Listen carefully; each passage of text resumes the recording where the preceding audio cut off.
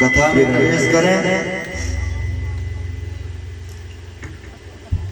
भगवान ने गोकुल वासियों की इंद्र के कोप से रक्षा की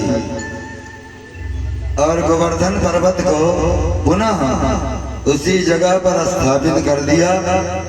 भगवान एक रूप से खुद गिरिराज भगवान की पूजा कर रहे थे और दूसरे रूप से पर्वत पर 4 भुजा धारण करके प्रकट हो गए थे। ब्रजवासियों का भोग भगवान ने प्रत्यक्ष होकर ग्रहण किया। मनसुखा ने कहा, लाला एक बात बता, तैने इस पर्वत को 7 दिन तक इकन्नी अंगुली पर कैसे धारण करके रखा? जब हम लोगों ने कहा तू थोड़ा सा आराम कर ले, अपना डंडा लगाकर हम लोग खड़े हुए तो एक क्षण भी हम पर्वत को नहीं संभाल सके, और तुम 7 वर्ष का छोरा होकर अपनी कानी अंगुली पर पर्वत को धारण करके रखा। बता, तेरी अंगुली में इतना बल कहां से आ गया? भगवान ने कहा, मैं भगवान हूं। कन्हैया ने कहा, ग्वाल बालों मैं भगवान हूं। मनसुखा कहता है, भगवान हो? अच्छा, बड़े आए भगवान बनने वाले, तैने क्या किया? भगवान बन गए। कन्हैया ने कहा, मैंने पूतना मारी, मैंने तृणावर्त मारी, मैंने सकटासुर मारी, अगासुर मारे, बकासुर मारे, धेनुकासुर मारे, प्रलंब तमाम राक्षसों का संहार किया। मैंने काली नाग को यमुना से बाहर किया। मैंने 7 वर्ष की अवस्था में गिरिराज को धारण किया। अच्छा, तो हम लोग भी तो अपना डंडा लगाए थे, तो भगवान नहीं हो सकता? बता, सही सही बता। भगवान ने कहा, कन्हैया ने कहा, अगर मैं सही बात कहता हूं तो ये मानते नहीं है, और जब मैं इनको दूसरी बातों में फंसाता हूं तो उसको मान लेते हैं। भगवान ने कहा कि देखो मनसुखा, जब तुम लोग गोवर्धन नाथ की पूजा कर रहे थे हम सब मिल करके, तो गोवर्धन नाथ ने हमारे कान में एक मंत्र दे दिया। अच्छा, केवल तुम ही सुन पाए थे? कन्हैया ने कहा, मेरे कान में गोवर्धन नाथ ने कहा था कि तू अपनी कानी उंगली पर मुझे उठा दो, मैं हल्का बन जाऊंगा, और एक ऐसा मंत्र दिया था, उस मंत्र का जब मैं जप करता हूं तो सामने वाले का बल हमारे अंदर आ जाता है, सामने वाले का बल हमारे अंदर आ जाता है। ऐसा हमको मंत्र बताया गोवर्धन नाथ ने। तो जब मैंने गोवर्धन नाथ को धारण करना चाहा तो उस मंत्र का जप करना शुरू कर दिया, तो तुम सबका बल भी हमारे अंदर आ गया, और अपना बल था ही नहीं। इस प्रकार हमने गोवर्धन को उठा लिया। ग्वाल बालों ने कहा, अच्छा, अब तक माखन में श्री चुराता था, अब हमारी शक्ति भी चुराने लगा है? तुम हमारी शक्ति भी चुरा लिया। हमारी शक्ति को चुरा करके तुम इतना बड़ा नाम कमा लिए। भगवान ने कहा, साथियों, कछु माखन को बल बढ़ो, कछु गोपन करी सहाय, श्री राधे जू की कृपा से मैंने गिरिवर लियो उठा। बोलिए गिरिवरधारी भगवान की जय हो। भगवान ने गोवर्धन धारण की लीला की। गोप ग्वालों ने कहा, अच्छा, तुम अगर कहते हो मैं भगवान हूं तो मुझे अपना वैकुंठ दर्शन करा सकते हो?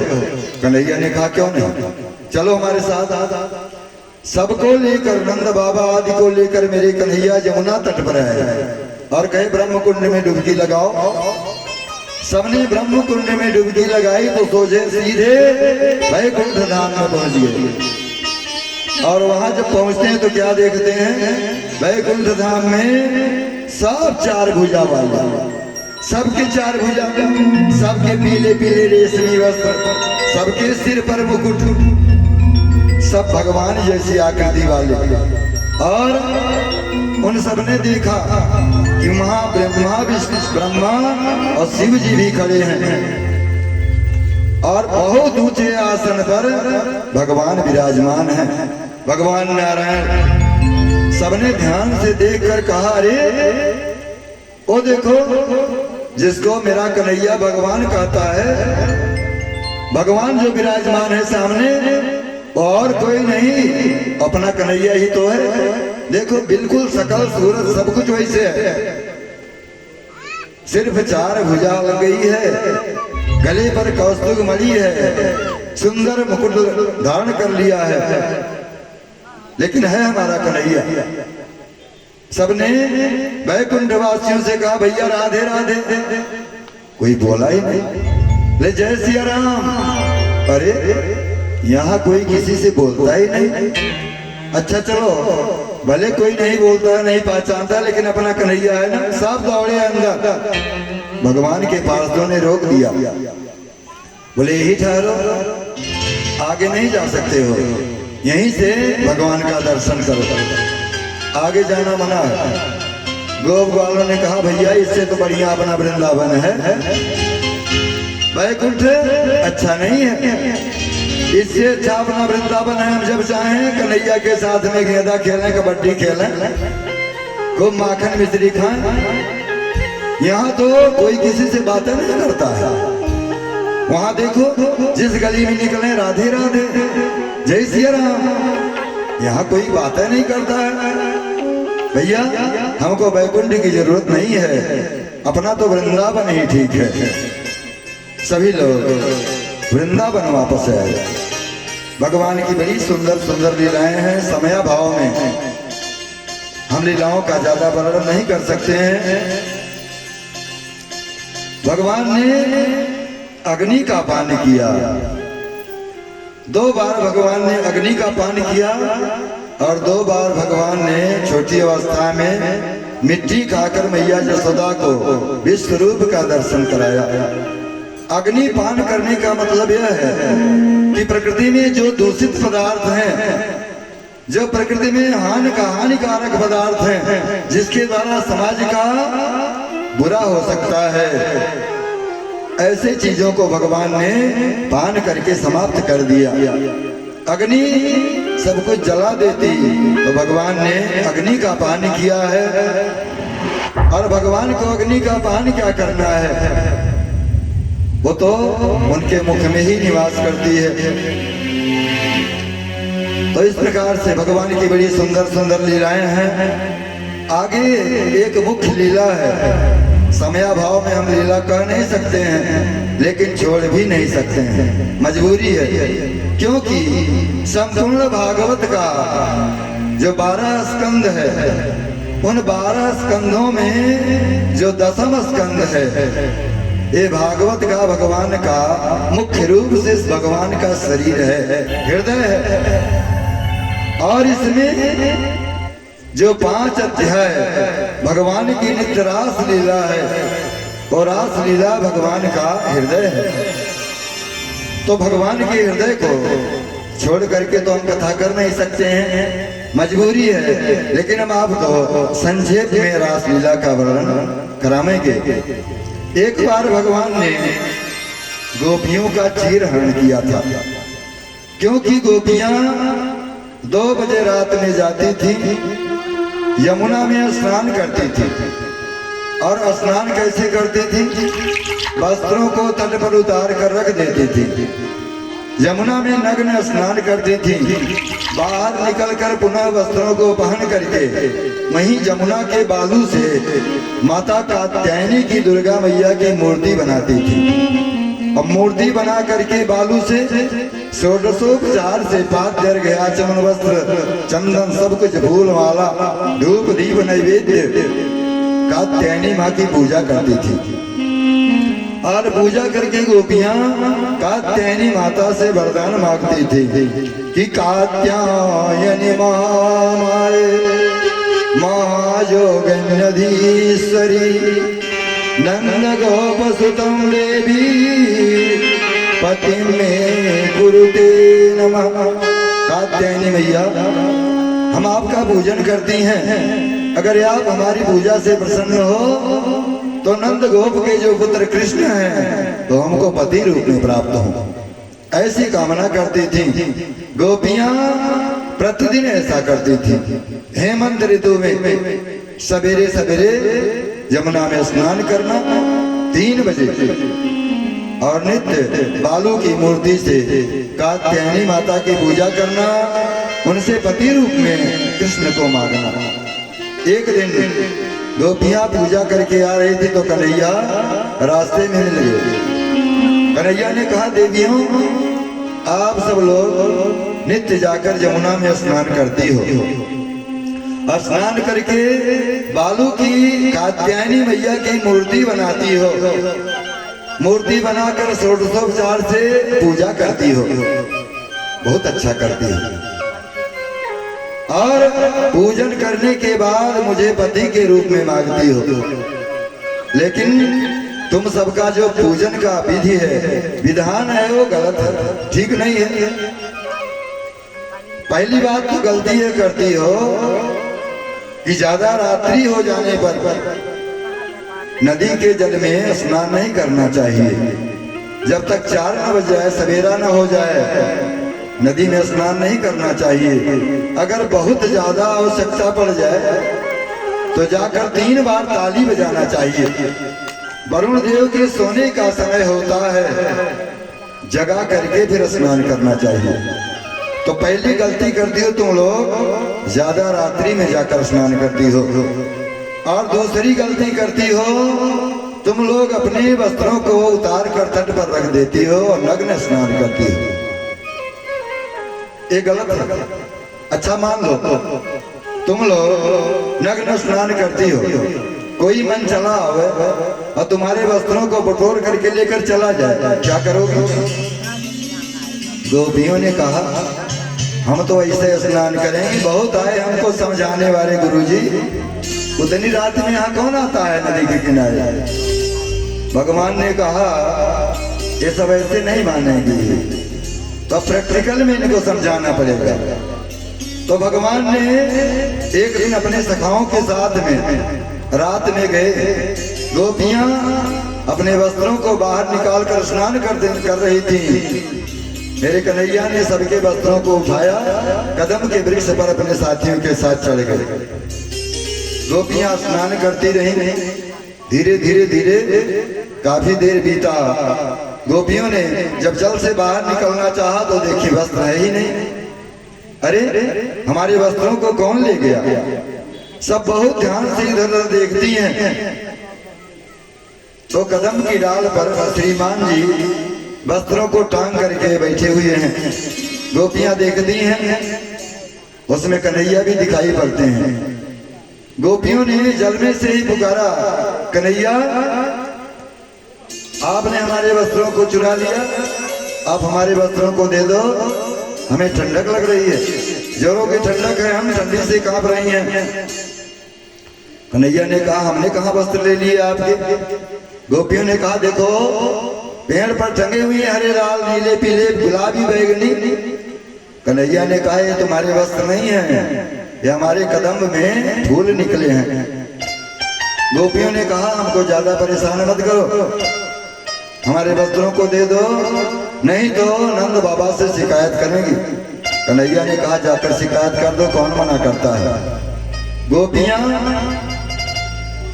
बहुत विनय करती हैं, लेकिन कन्हैया ने कहा, एक शर्त है, आप लोग यमुना के जल से बाहर आओ और हाथ जोड़ करके वरुण भगवान से क्षमा याचना करो और हाथ जोड़कर हमारे पास आओ, तब हम आपके वस्त्रों को देंगे। गोपियों ने विचार किया कि ये भगवान है, हम जीव हैं, भगवान से किस बात का लाज है। भगवान होते हैं, उनको क्या नहीं पता है, इसलिए इनसे शर्म करना बेकार है। वस्त्र ऐसे देंगे नहीं। तो गोपियों ने अंत में विचार किया और कमलनी के पत्ते को उससे अपने शरीर को ढक करके गोपियां जल से बाहर आईं और मेरे कन्हैया ने सबके वस्त्रों को वापस किया। ये वस्त्र हरण की लीला कोई साधारण बात नहीं है। वस्त्र क्या है? वस्त्र है अविद्या, माया। भगवान जिस जीव पर कृपा करते हैं, भगवान जिस जीव को अपनाना चाहते हैं, अपना बनाते हैं, उसके अविद्या का हरण कर लेते हैं। पहले उसके ऊपर से माया का पर्दा हटा देते हैं। जब माया का पर्दा हट जाता है तभी जीव को ईश्वर की प्राप्ति होती है। और विचार करिए कि जिस समय भगवान ने चीर हरण की लीला की, उनकी उम्र 6 बरस थी। अब 6 बरस की उम्र में कोई बच्चा हो उसके सामने अगर आप जा रहे हो नंगे तो क्या फर्क पड़ता है, क्योंकि उस बच्चे को स्त्री पुरुष में क्या भेद है उसको पता नहीं होता। अच्छा अब तो मान लीजिए दुनिया बहुत सुधर गई, लोग आगे निकल गए। पहले तो 8-8 साल तक के बच्चे वैसे नंगे डोलते थे, कपड़े ही नहीं पहनते थे, चाहे गरीबी के नाते और चाहे किसी नाते। तो 6 साल के बालक को क्या मालूम है। और दूसरी बात कि भगवान है, भगवान के सामने कोई पर्दा नहीं है। भगवान ने अविद्या का हरण किया और जिन गोपियों का भगवान ने चीर हरण किया, उन गोपियों को भगवान ने वादा किया कि हम आप सबको प्राप्त होंगे, मिलेंगे। तो भगवान ने ऐसी गोपियों को जिनकी विद्या का उन्होंने हरण किया था, इनको सुख प्रदान करने के लिए भगवान ने शरद ऋतु में रास लीला किया। भगवान के मन में कामना हुई कि हम जो गोपियों के साथ में रास विहार करें। देखिए, जीव भगवान से मिलना चाहता है, यह है भक्ति। और भगवान जीव से मिलना चाहता है, यह है भक्ति की पराकाष्ठा, बहुत बड़ी ऊंचाई है। भगवान खुद जीव से मिलना चाहते हैं। भगवान किस जीव को अपनाते हैं? जो हर प्रकार से शुद्ध और पवित्र होता है, निर्मल होता है। तो भगवान ने गोपियों से मिलने की इच्छा से, रास करने की इच्छा से, आज भगवान ने द्वार महीना है, द्वार शरद ऋतु पूर्णिमा की रात्रि में भगवान ने बड़ी प्यारी बंसी बजाई। भगवान ने बड़ी सुंदर बंसी बजाई।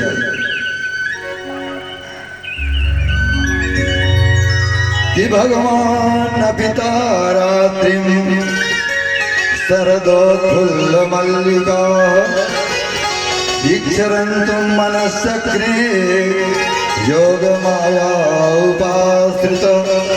भगवान ने योग माया का आश्रय लेकर के बड़ी प्यारी बंसी बजाई।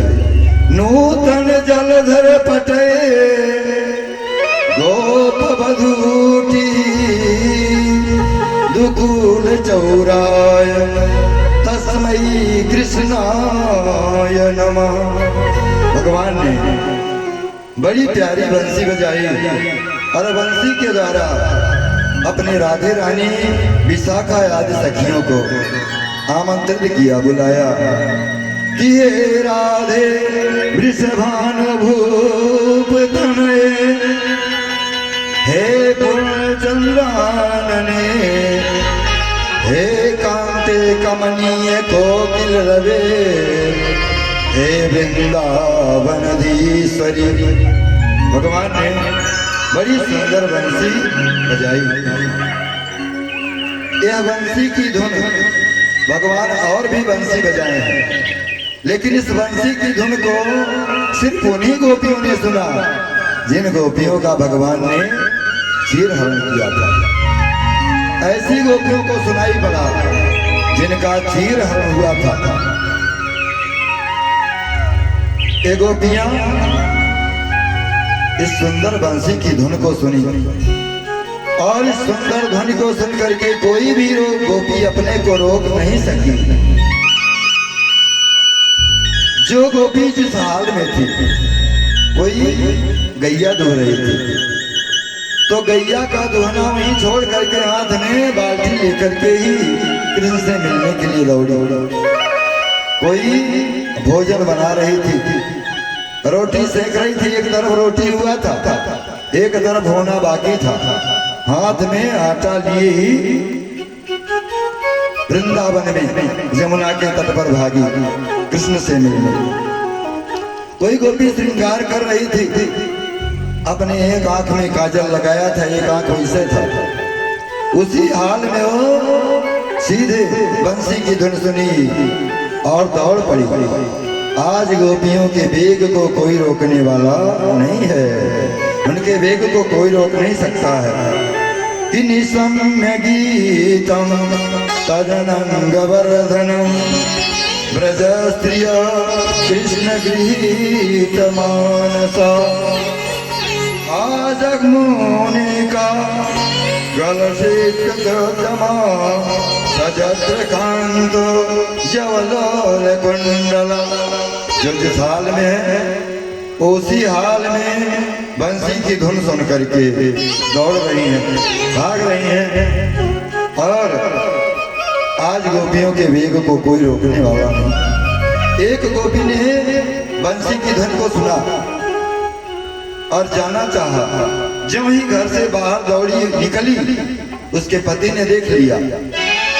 कहाँ जा रही हो? गोपी कुछ नहीं बोली, भागने लगी, दौड़ करके पकड़ लिया, पकड़ कर ले जा करके कमरे में बंद कर डबल ताला लगा दिया। उस गोपी ने विचार किया कि देखो उन गोपियों का कितना बड़ा सद्भाग्य है कि आज भी कृष्ण से मिलेंगे, उनको उनका अंग संग प्राप्त होगा, और मेरा इतना बड़ा दुर्भाग्य है कि मैं कमरे में कैद कर दी गई। वो गोपी भगवान के सुंदर रूप का चिंतन करते करते उस शरीर को ही छोड़ करके दिव्य शरीर प्राप्त करके भगवान के रास मंडल में पहुंच गई। उसे कोई रोकने वाला नहीं। समस्त गोपियां भागी हुई यमुना के तट पर भगवान के पास पहुंची। भगवान ने गोपियों का स्वागत किया। आओ गोपियों, स्वागतम ओ महाभाग प्रियम किम करवामि ब्रजस्यानामयं कस्य ब्रूतागमन कारणं।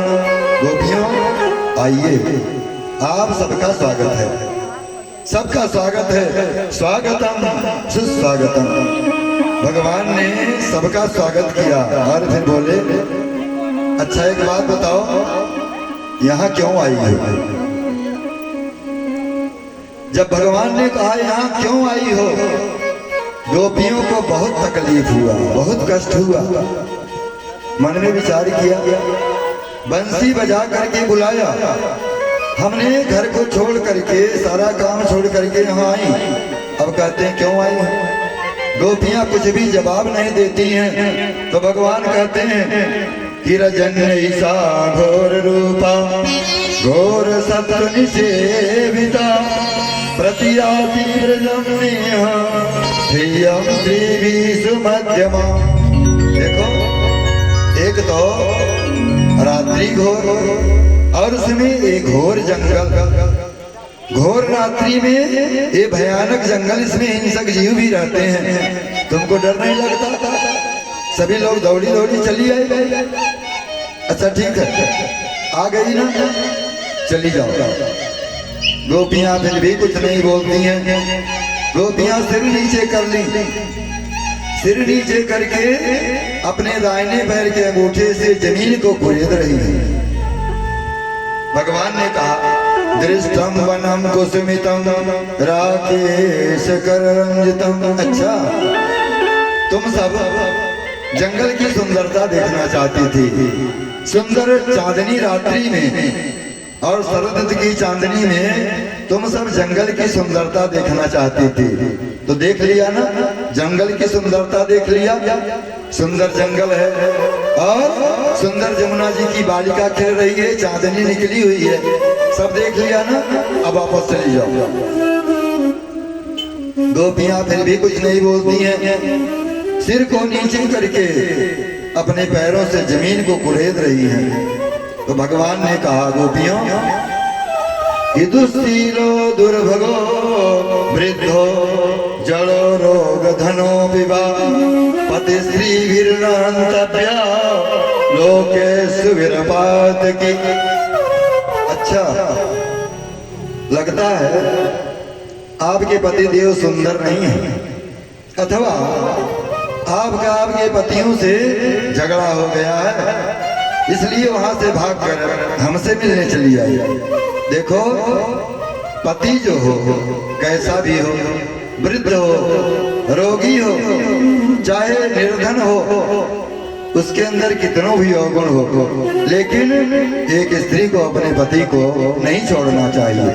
कहते हैं दुस्सीलो दुर्गो वृद्धो, उसका आचरण खराब हो, वृद्ध हो और दुर्भाग्य वाला हो, भाग्यहीन हो, गरीब हो, निर्धन हो, जड़ो माने मूर्ख हो, रोग अधनो विवाह, रोगी हो अथवा धनवान न हो, ऐसे पुरुष को भी पत्नी को नहीं छोड़ना चाहिए।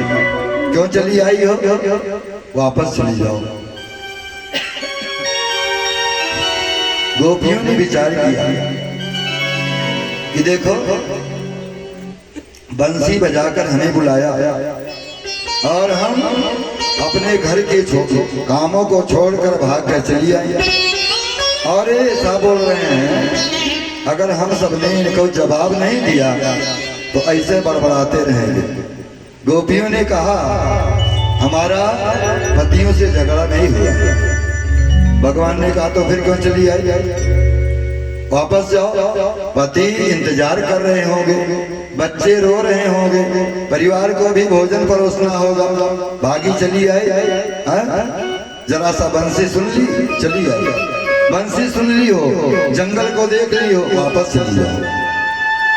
गोपियों ने कहा कि प्रभु कन्हैया, हमने अपने घर को छोड़ा, अपने परिवार को छोड़ा, अपने बच्चों को छोड़ा, देख देश दुनिया की लज्जा शर्म सब कुछ छोड़ा और आपसे मिलने के लिए दौड़ी हुई चली आई। आप हमारा इस प्रकार तिरस्कार मत करो। गोपियां बहुत सुंदर प्रार्थना करती हैं, कहती मई हम विभोर हति भवान गदि तुम नृशंसम संत्यज्य सर्व विषयान त्यज लोक धर्मान। प्यारे, हमने आप हमको इस प्रकार जिस प्रकार कर रहे हो, आपको ये कहना शोभा नहीं देता है, क्योंकि हमने समस्त विषय वासनाओं को छोड़कर, सब कुछ छोड़कर आपके चरणों में आ गई हैं। इसलिए आपको ऐसा नहीं कहना चाहिए कि भक्ता भजस्व दुर्वग्रह मात्यजस्मान देवो यथादि पुरुषो भजते मोक्षम। हमें आपकी भक्त हैं और हम साधारण भक्त नहीं हैं। हमें आपकी भक्ति करते करते भात बन गई है, हम भात बन गई हैं, और ऐसा वैसा भात नहीं, उस भात में हमने प्रेम की मिश्री मिला रखी है। क्या आप भोग नहीं लगाओगे? अच्छा आप लोग विचार करो, भात जो होता है बहुत सुंदर भोजन पदार्थ है, बहुत मीठा वस्तु है, क्योंकि भात बनाने में कितना परिश्रम है। पहले तो धान को कूटो, पहले लोग खली में कूटते थे, कितनी मेहनत करते थे। पहले धान को कूटो, उसका छिलका निकालो, छिलका निकाल करके उसको खूब धो, धोने के बाद उसको बर्तन में रख करके अग्नि पर खूब पकाओ। तो पहले बर्तन गर्म होता है, फिर उसके अंदर जो जल रखा है वो गर्म होता है, उसके भाप से आंच से फिर चावल गर्म होता है और गर्म होते होते धीरे धीरे धीरे धीरे पकता है। जब उसके अंदर बिल्कुल कठोरपना समाप्त हो जाती है, पूरा गल जाता है, तब वो भात बनता है। भात बनने में कितनी परेशानी है। गोपियां कहती हैं कि हम भात बन गई हैं, और साधारण भात नहीं, इस भात में हमने अपने प्रेम की मिश्री मलाई मिलाई है, हम मीठा भात बन गई है। क्या आप भोग नहीं लगाओगे? भगवान ने कहा भूख लगे तब तो भोग लगाऊं, बिना भूख के कैसे भोग लगाऊं? गोपियों ने कहा यदि भूख नहीं लगा तो आपने बंसी क्यों बजाई? आपने बंसी बजाई, हमको बुलाया, और बुलाने के बाद जब हम भागी चली आई तो आप हमारा तिरस्कार कर रहे हो, ये अच्छी बात नहीं है। तो भगवान ने कहा फिर क्या करें? बहुत लंबा प्रकरण है, हम साथ में सुनाएंगे। 5 अध्याय में रास पंचाध्यायी का वर्णन है, हम इसे संक्षेप में सुनाएंगे समयाभाव में। गोपियों ने कहा तो क्या करें? भगवान ने कहा क्या करें? गोपियों ने कहा कि सिंचन स्तनवादधरा मृतपूर कीड़ हास्यलेख कल जीत जय छयाग्नि। आप हमारे दिए गए भोग को अपने मुख से, अपने होठों से लगाओ, आप हमारे भोग को पाओ, स्वीकार करो। गोपियों ने भगवान की बड़ी सुंदर स्तुति की और मेरे कन्हैया प्रसन्न हो गए। उन्होंने सोचा वास्तव में सचमुच में ये सब हमसे बहुत प्रेम करती हैं। दुनिया के लोग, लाज बुरे परिवार सबको छोड़कर हमारे पास आई हैं, इसलिए भगवान ने गोपियों के साथ रास करना प्रारंभ किया कि ब्राह्मण प्रसार परिरंभ करो लकोल नौमान तरुणाल भन्नर नखाग्र पेष्टै। किसी के गले में हाथ डाले हैं, किसी के कमर में हाथ डाले हैं, और भगवान गोपियों के साथ में रास करना प्रारंभ किया। जब गोपियां भगवान के साथ रास करने लगी, भगवान सबके साथ रास करने लगे, तो गोपियों के अंदर ऐसा भाव आया कि हम बहुत सुंदर हैं, हम इतनी सुंदर हैं कि देखो हमारे साथ कैसे नाच रहे हैं। हमारे गले में हाथ लगाए हैं, कोई गोपी सोचती है हमारे कमर में हाथ लगाए हैं, हम बहुत सुंदर हैं। और तब हमको इस तरह से हमारे साथ रास कर रहे हैं। गोपियों के अंदर जब ऐसा भाव आया तो भगवान उन गोपियों के बीच से अंतर ध्यान हो गए। रास चल रहा था, भगवान अंतर ध्यान हो गए, गोपियां पागल हो गई, इधर उधर खोजने लगी, मेरे कन्हैया कहाँ चले गए हमको छोड़कर। सभी गोपियां कन्हैया को खोजती हैं, जंगल में ढूंढती हैं। तो जंगल में ढूंढती हैं, आगे बढ़ती हैं, तो पृथ्वी बड़ी हरी भरी है, पृथ्वी बड़ी हरी भरी है और चांदनी बिखरी हुई है, हरी हरी घासें हैं। पृथ्वी को हरी भरी देख करके मेरी गोपियां माता पृथ्वी से पूछती हैं कि हे पृथ्वी, क्या इधर से मेरे कन्हैया गए हैं? क्या तुमको पता है मेरे प्यारे इधर से गए हैं? पृथ्वी कुछ भी नहीं बोलती है। गोपियां कहती हैं लगता है इसको मेरे प्रभु का अंग संग प्राप्त हो गया है, इसीलिए ये हमसे बात नहीं कर रही है। गोपियां आगे बढ़ती हैं तो आगे उनको पीपल का वृक्ष दिखाई पड़ता है। गोपियां कहती हैं अरे पीपल के वृक्ष, आप तो बहुत दिन से यहाँ स्थित हो, आप बहुत लंबी आयु के हो, क्या आपने मेरे प्यारे को इधर से जाते हुए देखा है? पीपल का पत्ता हिला। गोपियों ने पीपल को भी बुरा भला कहा, ये नहीं बताएगा, वृक्ष है ना, पेड़ है, जड़, ये क्या बोलेगा? गोपियां आगे बढ़ी, आगे बढ़ती हैं तो आगे तुलसी है। तुलसी को देखकर गोपियां तुलसी से भी कन्हैया का पता पूछती हैं। ये तुलसी, तुम तो कृष्ण की प्रिया हो, तेरे बिना कन्हैया भोजन भी नहीं पाते हैं, भोग भी नहीं लगाते हैं। तो उनका पता बताओ। क्या हमारे प्यारे इधर से गए हैं, तुलसी का पत्ता हिला, गोपियों ने तुलसी को भी खरी खोटी सुनाई। अरे बहन, ये भला कृष्ण का पता क्या बताएगी? ये हमारी सौत है ना, ये पता नहीं बता सकती है।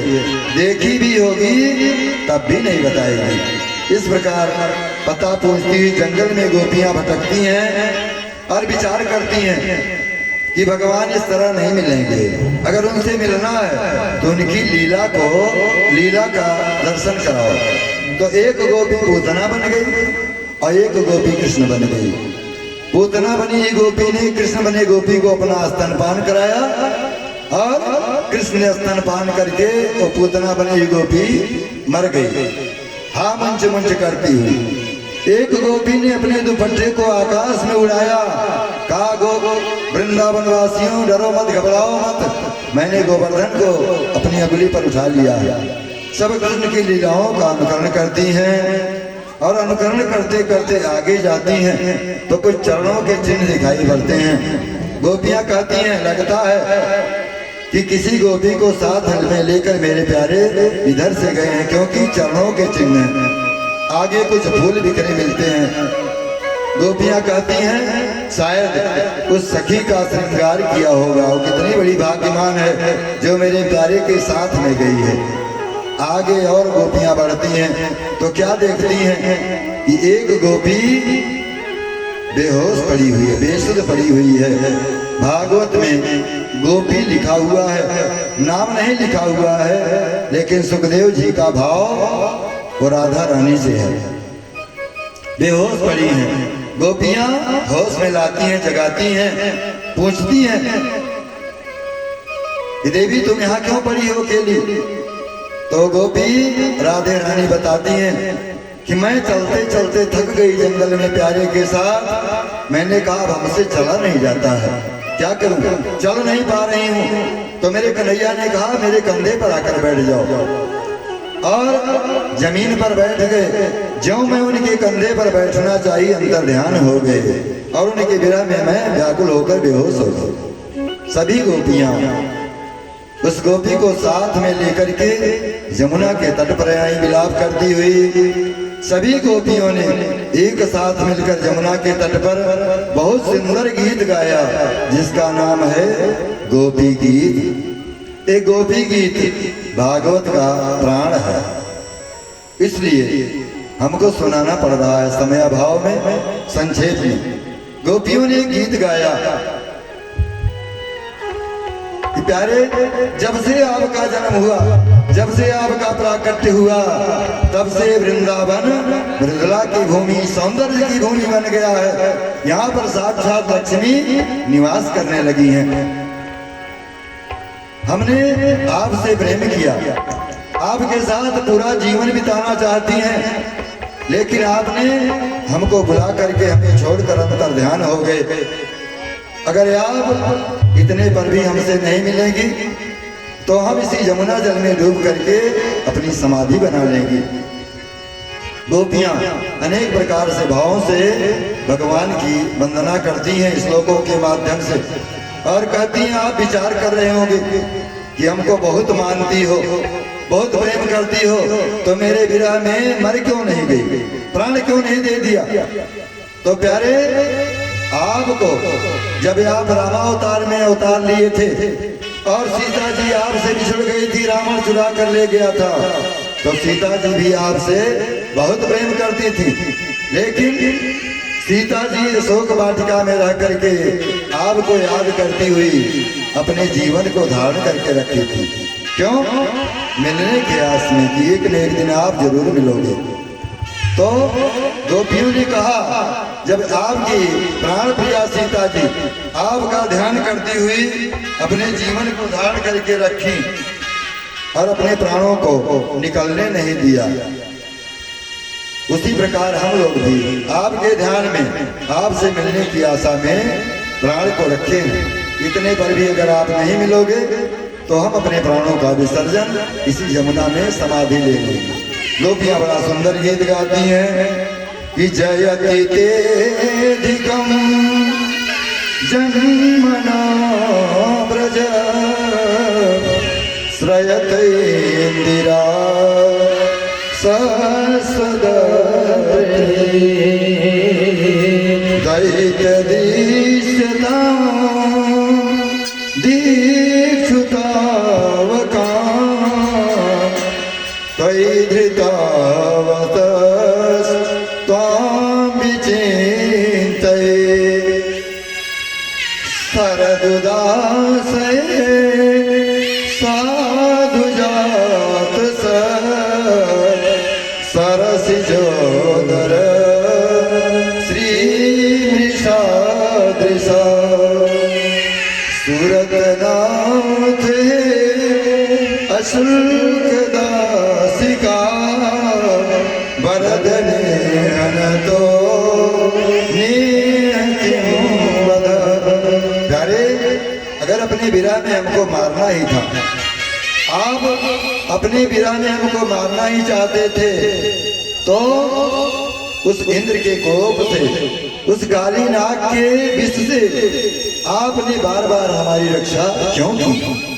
गोपियां तमाम उदाहरणों के द्वारा भगवान की, कन्हैया की प्रार्थना करती हैं और कहती हैं कि तव कथामृता तप्त जीवना कभी विरीडिता कल्मषापहम्। आपका जो कथामृत है ये समस्त प्राणियों को नवजीवन देने वाला है, समस्त पापों को दूर करने वाला है। जब आपका कथामृत संपूर्ण पापों को दूर करने वाला है तो हम तो साक्षात आपसे ही मिलना चाहती हैं, फिर आप हमको स्वीकार क्यों नहीं करते हो? गोपियों ने अनेक भावों से कन्हैया की स्तुति की और अंत में कहा यते सुदास चरणम दुर्हस्तनेषु भीतासनये प्रिय दधीमहि कर्कशेषु। आपने अपने कोमल चरणों को इस जंगल की कटीली राहों पर आप ले गए, बड़े बड़े कंकड़ों में ले गए। आपके चरण बड़े कोमल हैं, आपके चरण तो हमारे हृदय पर रहने योग्य हैं। आप इन अपने कोमल चरणों को जंगल की कटीली रास्तों पर लेकर क्यों गए? इस प्रकार से गोपियां बहुत भाव से गोविंद की स्तुति करती हैं और कहती हैं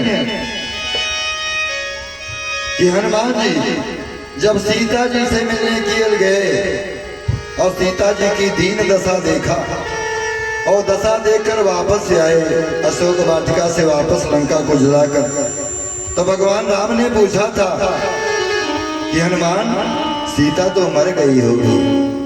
हनुमान ने कहा नहीं प्रभु, सीता जीवित है। राम जी ने कहा इतना कष्ट पाकर भी सीता जीवित है कैसे?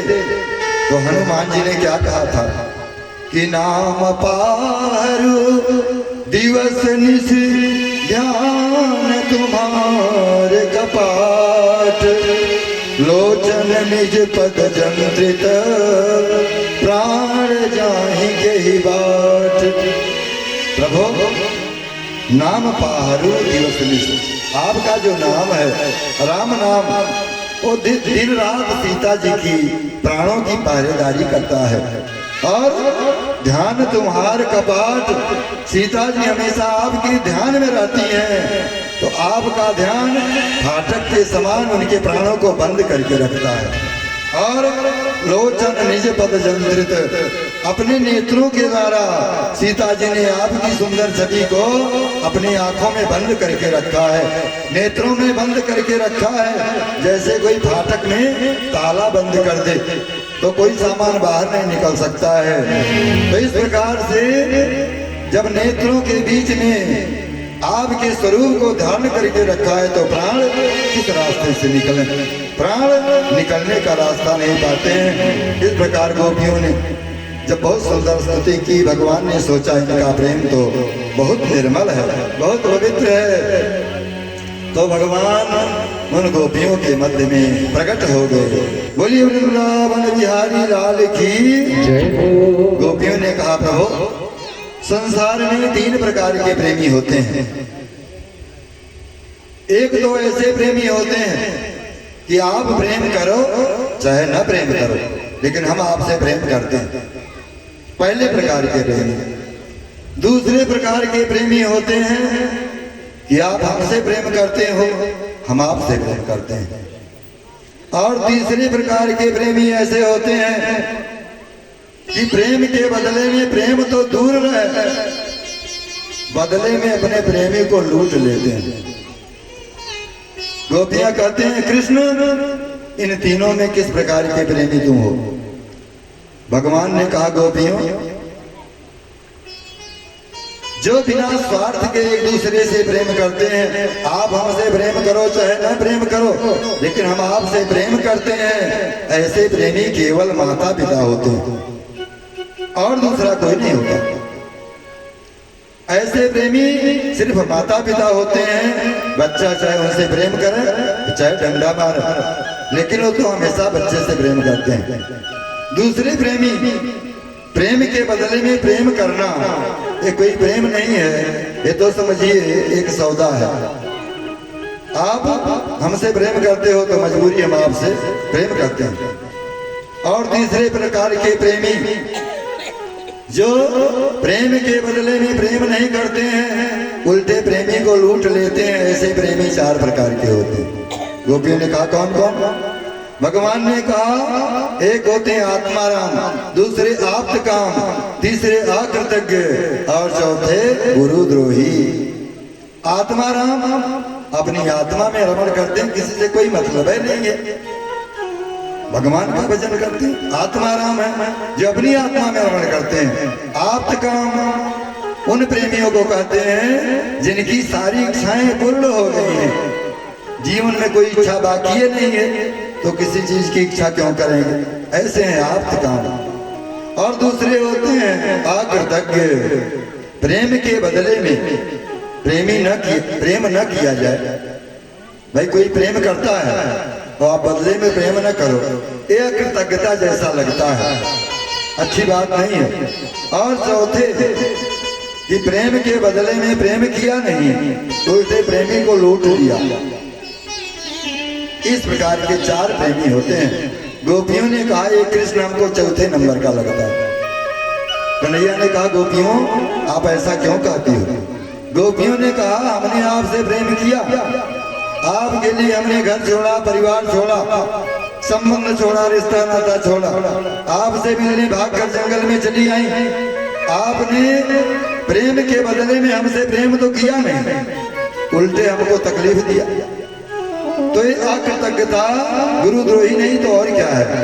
भगवान ने कहा गोपियों प्रेम में 2 पक्ष होता है, संयोग और वियोग। संयोग का आनंद तब तक नहीं मिलता है जब तक वियोग पक्ष भी नहीं होता है। प्रेमी लगातार साथ में अगर रहता है तो धीरे धीरे प्रेम कुछ कम हो सकता है, लेकिन जब कभी कभी वियोग पक्ष भी लागू होता है, कुछ दिन के लिए दूर होता है, तो प्रेम बढ़ता ही रहता है, घटता नहीं है। हमने विचार किया कि देखें तुम सब हमसे कितना प्रेम करती हो, इसलिए मैं अंतर्ध्यान हो गया। गोपी ने कहा तो क्या देखा? भगवान ने कहा तुम्हारा प्रेम तो बहुत निर्मल है, तुम्हारा प्रेम बहुत निर्मल है, तुम्हारे प्रेम में कोई कमी नहीं है, अब हम तुम सबके साथ में रास करेंगे। तो भगवान पुनः गोपियों के साथ में रास किए हैं, और इस रास में भोले बाबा भी आ गए। भोले बाबा ने एक दिन पार्वती जी को सजते सजते देखा तो कहा पार्वती कहाँ जाती हो? पार्वती मैया ने कहा बाबा वृंदावन में रोज भगवान गोपियों के साथ रास करते हैं, मैं भी गोपी बन करके रास में जाती हूँ। भोले बाबा ने कहा हमको भी साथ में लेते। तो माँ पार्वती ने कहा वहाँ पुरुष प्रवेश वर्जित है, पुरुष नहीं जा सकता है। भोले बाबा ने कहा हमको भी स्त्री बना दो। प्रेम सागर में डुबकी लगाकर भोले बाबा भी उस रास में पहुँचे। एक दिन वो भोले भंडारी, एक दिन वो भोले भंडारी बनले ब्रज के नार दामन आए हैं, दामन आए हैं। पार्वती जी मना के हारी, पार्वती जी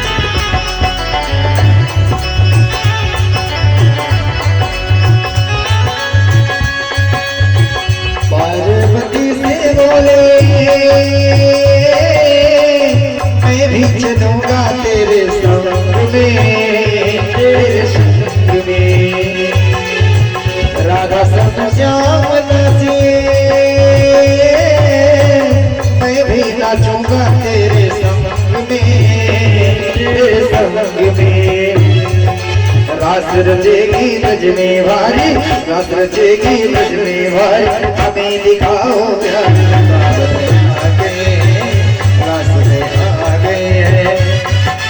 एक दिन वो भोले भंडारी, एक दिन वो भोले भंडारी, ब्रज के नारे रास में आ गए हैं, रास में आ गए हैं।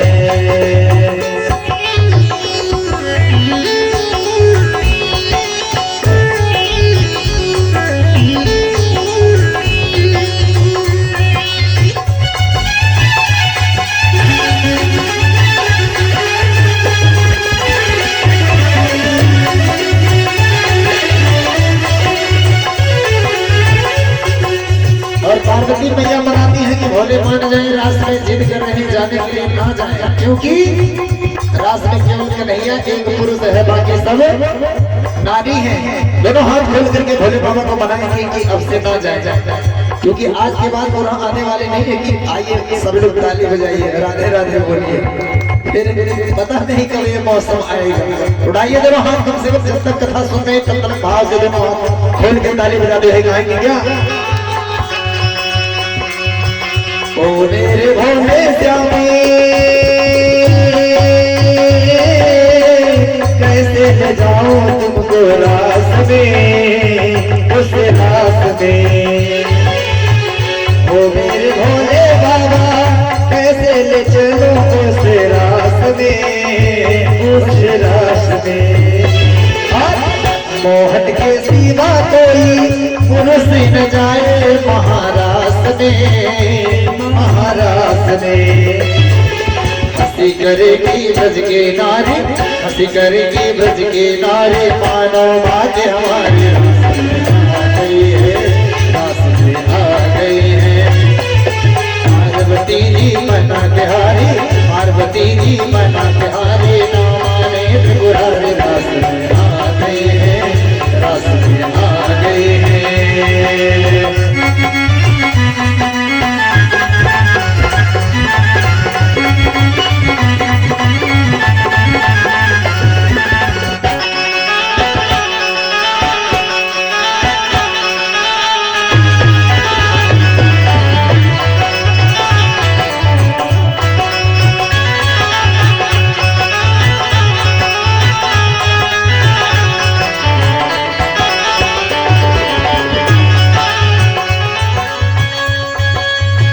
ऐसा बना दो मुझे कोई न जाने इस राज को, इस राज को। ये है सहेली मेरी ऐसा बताना ब्रज राज को, ब्रज राज को। भोले बाबा कह रहे हैं ऐसा सजा दो कि मुझे कोई पहचान ही ना पाएगी, ये भोले बाबा है। और जब कोई पूछेगा भी तो ऐसा बता देना कि हमारी सहेली ने, और कन्हैया के सामने चलेगा इनका चालाकी, हाथ ऊपर करो, भाव से करो, हाथ खोल के ताली बजा दे। ऐसा बना दो मुझे कोई न जाने इस राज को, राज को। ये है सहेली मेरी ऐसा बताना ब्रज राज को, ब्रज राज को। लगा के जोड़ा, लगा के जोड़ा, पहन के साड़ी, चाल चले मतवारी, आ गए हैं वृंदावन आ गए हैं। पार्वती जी मना बिहारी, ना माने त्रिपुरारी, रास में आ गए हैं, रास में आ गए हैं। और ऐसा आ गए पहन के साड़ी और दुनिया भर का लाली लिपस्टिक लगा के, बाली झूला करके दुनिया भर के चले आए। और जैसे आए तैसे कन्हैया हमारे पहचान जाते हैं, ये कौन है? भोले बाबा। और ऐसा बंसी बजाया कि वो सुध बुध भूल गए। कहाँ गया जूड़ा, कहाँ गई लाली, कहाँ गई बाली, दुनिया भर का सब सिंगार सब दूर गया। भोले बाबा अपना सुध बुध खो बैठे। उठाइए मेरा हाथ बाबा भोलेनाथ के लिए, बोले बाबा भूत भावन भोलेनाथ की अरे जय करवत लगावा। बोले बाबा भूतनाथ भोलेनाथ की सच्चे दरबार की। ओ मेरे भोले दानी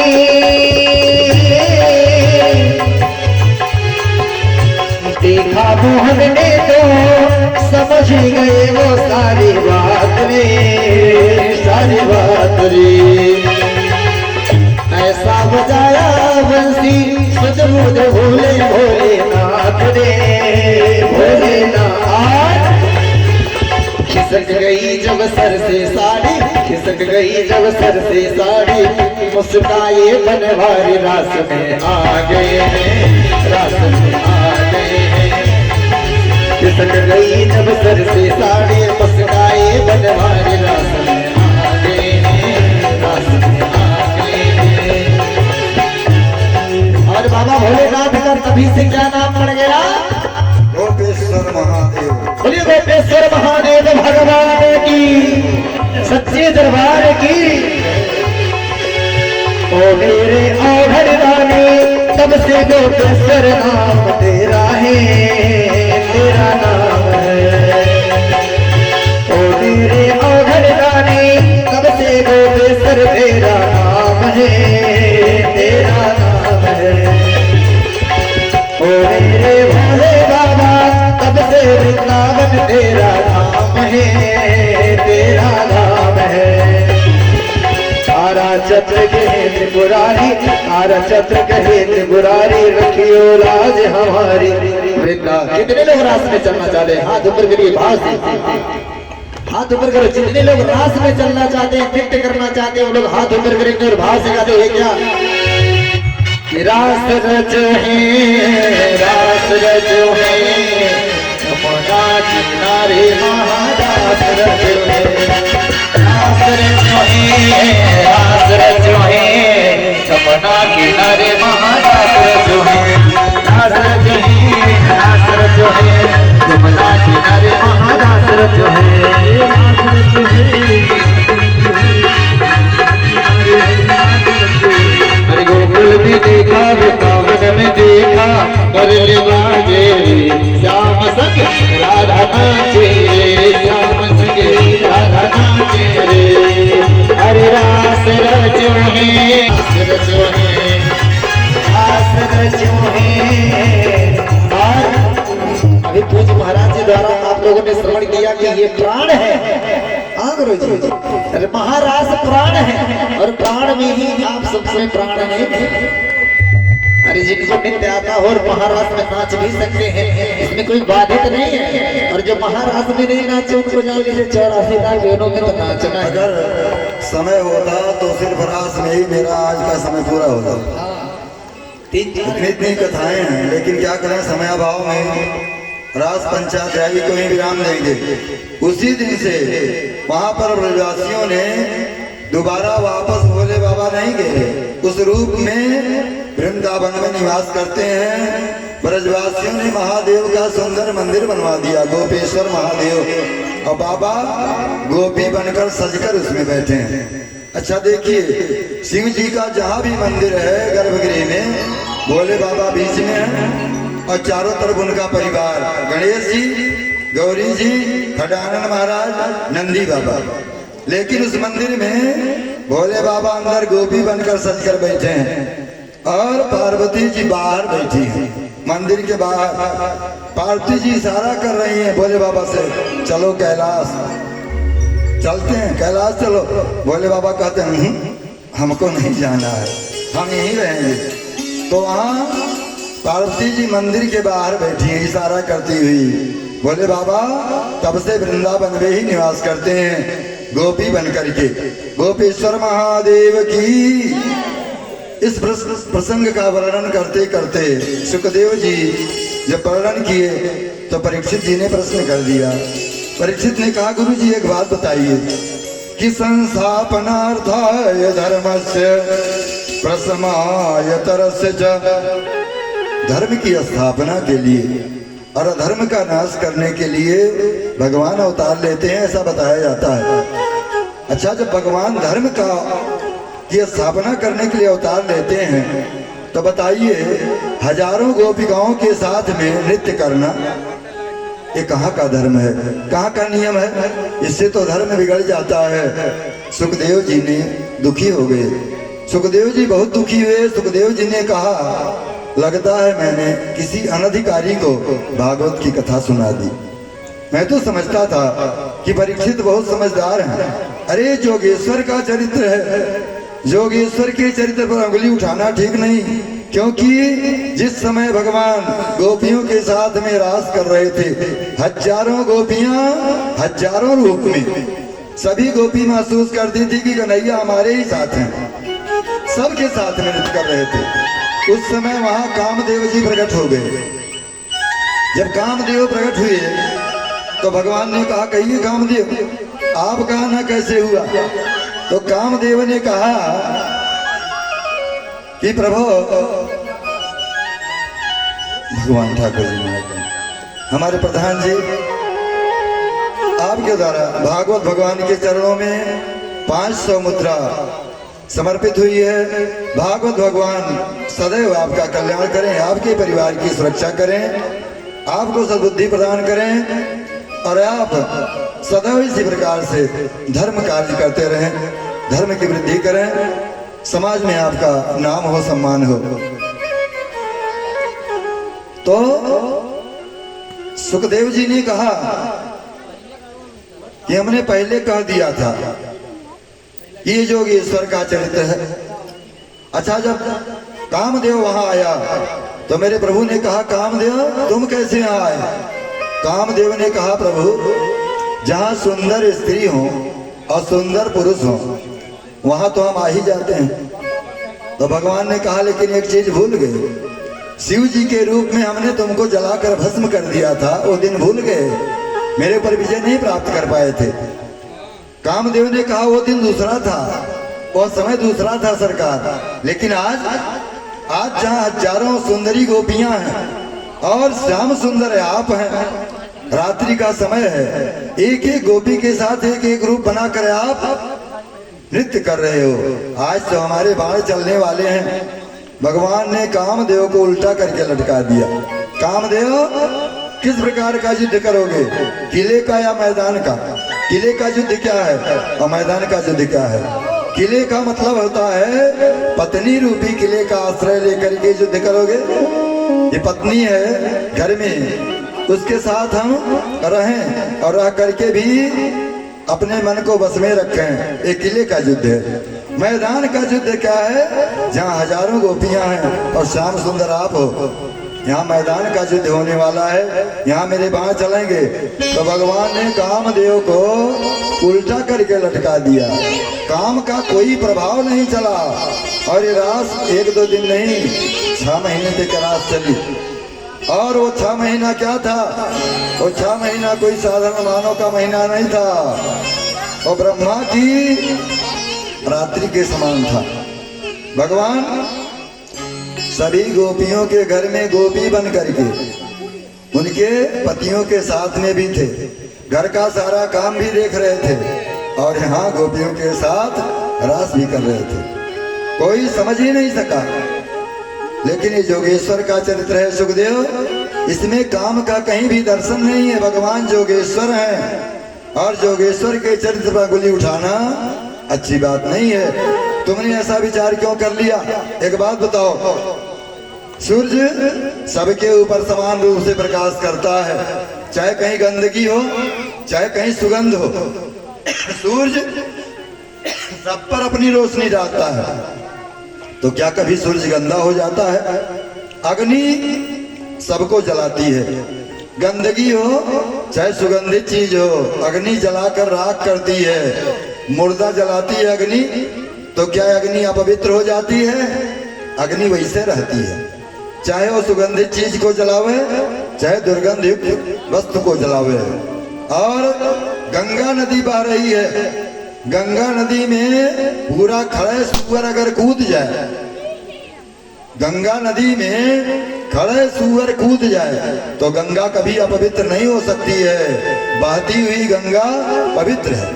लेकिन आप कटोरी में गंगा जल रखे हो, उसमें कुत्ता मुख डाल दो, अपवित्र हो जाएगा। लेकिन जहाँ गंगा प्रवाहित है वहां पर अगर सुअर उसमें खड़े कूद जाता है तो अपवित्र नहीं हो सकती है। तो ये जोगेश्वर है, जोगेश्वर का चरित्र है। जोगेश्वर के चरित्र पर इस प्रकार लांछन लगाना ठीक नहीं है। परीक्षित ने क्षमा याचना की, ठीक गुरुजी हम समझ गए। इस प्रकार रास का आप सबको वर्णन हमने संक्षेप में सुनाया। आगे चल करके तमाम लीलाएं हैं। सबको प्रणाम करते हुए एक दिन नारद जी कंस के यहाँ पहुंचे। कंस ने नारद जी को प्रणाम किया, गुरु जी आइए, बैठाया, स्वागत सत्कार किया। नारद ने कहा, कंस क्या बात है, तुम्हारा चेहरा लटका हुआ है, दुखी दिखाई पड़ रहे हो। कंस ने कहा, गुरु जी अब क्या बताऊं, मुझे मारने वाला गोकुल में पैदा हो गया, ऐसा आकाशवाणी हुआ। उस कन्या ने भी बताया, लेकिन मैंने यहाँ से बहुत राक्षस भेजे, राक्षस मरे मराए यहाँ वापस आते हैं, जो गया वो जीवित नहीं आया, सब मर गए। नारद जी ने कहा, राजन आप बड़े भोले हो, आप बहुत भोले हो, आप नहीं समझ रहे हो, ये वसुदेव देवकी ने आपके साथ बहुत बड़ा छल किया है। वसुदेव देवकी ने धोखे से रात्रि में अपने लाला को ले जाकर के नंद के यहाँ छोड़ दिया और लाकर उनकी कन्या दे दी। ये जो कृष्ण बलराम हैं, ये दोनों वसुदेव देवकी के पुत्र हैं। कंस ने कहा, क्या कहा गुरुजी, कृष्ण बलराम ये देवकी वसुदेव के पुत्र हैं, मैं इन्हें जीवित नहीं छोड़ूंगा और देवकी वसुदेव को भी मैं सूली पर चढ़ा दूंगा। नारद जी ने कहा, गर्मी से काम मत लो, दिमाग को ठंडा रखो, अगर ऐसा सोचोगे तो तुम कभी उन्हें मार नहीं पाओगे, और वसुदेव देवकी को अगर तुमने जेल में डाल दिया तो कृष्ण बलराम सावधान हो जाएंगे। तुम ऐसे एक एक राक्षस भेजोगे, उनको मार देंगे, आप इस तरह उनको मार नहीं पाओगे। कंस ने कहा, तो क्या करें? नारद जी ने कहा, एक काम करो, किसी प्रकार से किसी उपाय से कृष्ण बलराम को ही मथुरा में बुला लो, और जब मथुरा में आ जाए धोखे से मार देना, बात खत्म। और देखो कंस, मैं ज्यादा सुनना नहीं चाहता हूँ, परसों मैं तुम्हारे हाथ से कृष्ण बलराम की मृत्यु देखना चाहता हूँ।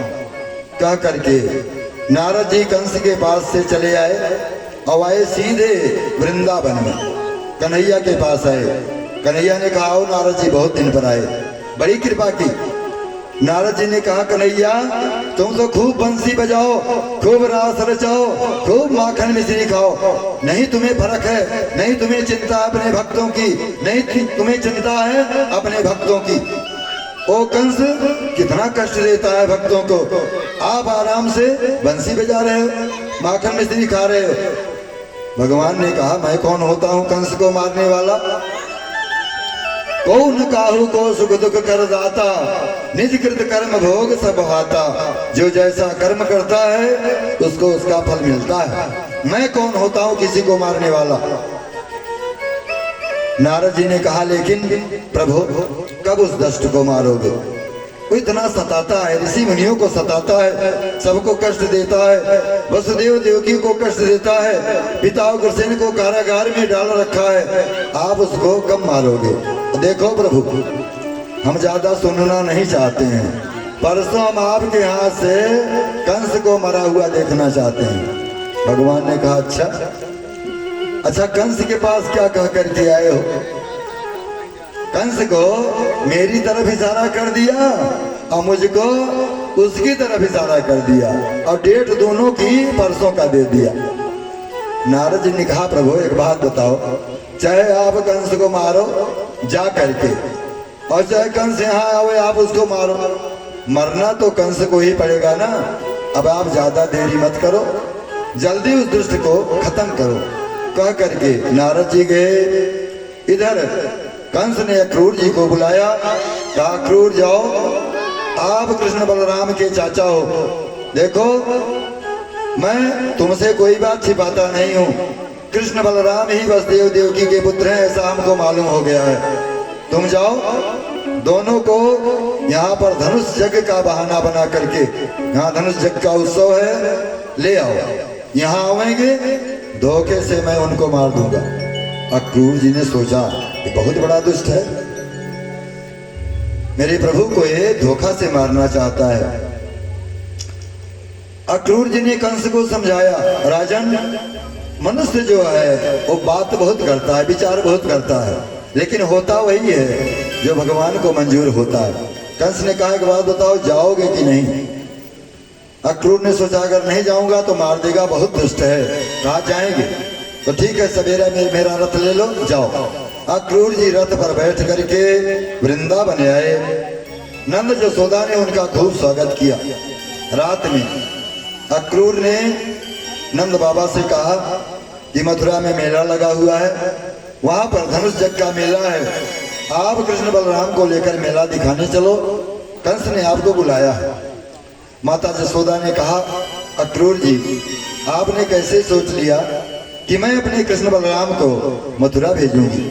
बहुत दुष्ट, कितने राक्षसों को यहाँ भेजा, वो तो भगवान की कृपा थी, मेरा लाला बच गया। बार बार अनेक विघ्न बाधा उसके द्वारा हुई, मैं अपने लाला को कहीं भेज नहीं सकती हूँ। कन्हैया कहते हैं, भैया तू हमको कहीं जाने ही नहीं देती, कहीं मेला ठेला लगता है, सभी बच्चे सज धज कर अपने पिता के साथ जाते हैं, तुम हमको जाने नहीं देती हो। बात सिर्फ एक दिन की है, कल जाऊंगा, परसों रहूंगा, नरसों चला आऊंगा। लेकिन रात भर माता जसोदा रोती हैं। पूरे गोकुल में ये बात फैल जाती है, गोपियों को पता चलता है कृष्ण बलराम को लेने के लिए अक्रूर आया है। गोपियां रात भर अक्रूर को कोसती हैं। अक्रूर, तुम्हारा नाम अक्रूर है, लेकिन वास्तव में तुम क्रूर हो, नाम के अक्रूर हो। विधाता को कोसती हैं, विधाता तू कितना बड़ा कठोर है, तूने हमारे अंदर कृष्ण के प्रति, बलराम के प्रति प्रेम पैदा किया और आज उनको हमारी आंखों से दूर ले जा रहे हो। विधाता तू बड़ा क्रूर है। जैसे छोटे छोटे बच्चे मिट्टी के घर बनाते हैं, घरौना बनाते हैं, खेलते हैं, खेल कर जब पेट भर जाता है तो लात से उसे तोड़ देते हैं, गिरा देते हैं, वैसे विधाता तू हम जीवों को पैदा करता है, पैदा करके एक दूसरे के प्रति हमारे हृदय में प्रेम पैदा करता है, और जब हम उसे चाहने लगती हैं तो साथ छुड़ा देता है। सबको कोसती हैं। रात भर गोपियां सो नहीं सकी। हजारों गोपियां, लाखों गायें, किसी ने चारा नहीं खाया। सब गोपियां, समस्त गायें रोती हैं। जसोदा मैया रात भर रोती हैं, रोकना चाहती हैं, लेकिन नंद बाबा गोप वालों के साथ दही के मटके लाद कर बैलगाड़ी पर पहले ही चले जाते हैं। अक्रूर से कहते हैं, आप कृष्ण बलराम को लेकर आना। कृष्ण बलराम को लेकर तैयार करके जब अक्रूर रथ से बाहर निकलते हैं, गोपियां रथ को घेर लेती हैं चारों तरफ से, रथ के आगे लेट जाती हैं। एक गोपी कहती है, अरे अरे रथ के आगे लेटी हो, और बूढ़े बाबा देख रहे हैं, क्या कहेंगे? गोपियां कहती हैं, बूढ़े बाबा कुछ भी कहें, लेकिन हम अपने प्यारे कृष्ण बलराम को ऐसे जाने नहीं देंगे। गोपियां रोकती हैं। भगवान सबको समझाते हैं, गोपियों मात्र 2 दिन की बात है, आज जा रहा हूं, कल मेला देखूंगा, परसों वापस आ जाऊंगा, आप लोग हमको जाने दो।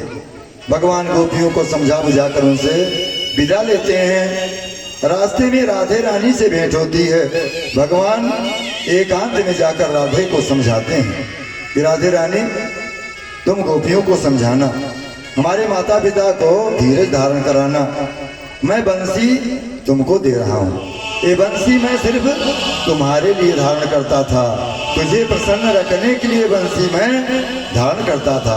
अब इस बंसी की हमको कोई जरूरत नहीं है, हमको और बहुत से काम करने हैं, जैसा आपको मालूम है। हमारा दुनिया में अवतार किस लिए हुआ है? धर्म संस्थापनार्थाय, धर्म की स्थापना के लिए, दुष्टों का संहार करने के लिए मेरा अवतार हुआ है। मैं जा रहा हूँ, अब दोबारा हमसे तुमसे भेंट नहीं होगी, हो सके तो तुम मुझे भूल जाना। राधे रानी रोती हैं। कन्हैया कहते हैं, मेरे सामने आंसू मत गिराना, कभी भी आंसू मत गिराना, मैं अंतरात्मा से सदैव तुम्हारे पास रहूंगा, गोपियों को सबको संभालना। भगवान वहां से निकलते हैं, रथ पर बैठते हैं, रथ आगे बढ़ता है। जब रथ आगे बढ़ता है, जसोदा मैया बेहोश पड़ी हैं। जब देखती हैं रथ को आगे बढ़ते हुए, जसोदा मैया रथ के पीछे दौड़ती हैं, अरे जरा रोको, रथ को रोको, मेरे कृष्ण बलराम को मुझसे दूर मत ले जाओ। दौड़ कर आती हैं जसोदा मैया। कन्हैया रथ से नीचे कूद जाते हैं, बलराम जी रथ से नीचे कूदते हैं। दौड़ कर कन्हैया जसोदा मैया को गले से लगा लेते हैं। मैया आप क्यों रोती हैं? मात्र 2 दिन की बात है, परसों आ जाऊंगा, तुम आंसू मत बहाओ। यशोदा मैया कहती है, लाला मैंने अक्रूर से जान लिया है तुम मेरे पुत्र नहीं हो, तुम बस देव देवकी के पुत्र हो। मुझको अक्रूर ने सब रात में बता दिया है, नंद बाबा से बता रहे थे, हमने भी सुन लिया है। लेकिन लाला मैंने एक मट्टी की मटकी फोड़ने के नाते तुझे उघल से बांध दिया था, हो सके तो इस बूढ़ी ग्वालिनी को क्षमा कर देना। भगवान कहते हैं, मैया वो तो तुम्हारा प्रेम का बंधन था, वरना मुझे बांधने वाला इस दुनिया में कोई नहीं है। मैया मैं तुझे कभी भूल नहीं सकता हूँ। भगवान रथ पर सवार होते हैं, सभी रोते हैं, गोपियां रोती हैं, माता यशोदा रोती हैं, हजारों गायें रोती हैं। रथ आगे बढ़ता है, तेरी आँखियां हैं जादू भरी बिहारी, मैं तो कब से खड़ी, तेरी आँखियां हैं जादू भरी बिहारी, मैं तो कब से खड़ी, तेरी आँखियां हैं जादू भरी बिहारी, मैं तो कब से खड़ी।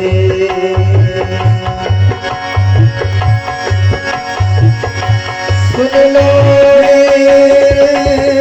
श्याम सलोना, तूने ही मुझे कर दिया टोना। सुन लो मेरे श्याम सलोना, तूने मुझे कर दिया टोना, कर दिया टोना। मैं तो तेरे ही दुआरे खड़ी बिहारी, मैं तो कब से खड़ी, तेरी अखियाँ जादू भरी बिहारी, मैं तो कब से खड़ी, तेरी अखियाँ जादू भरी बिहारी, मैं तो कब से खड़ी।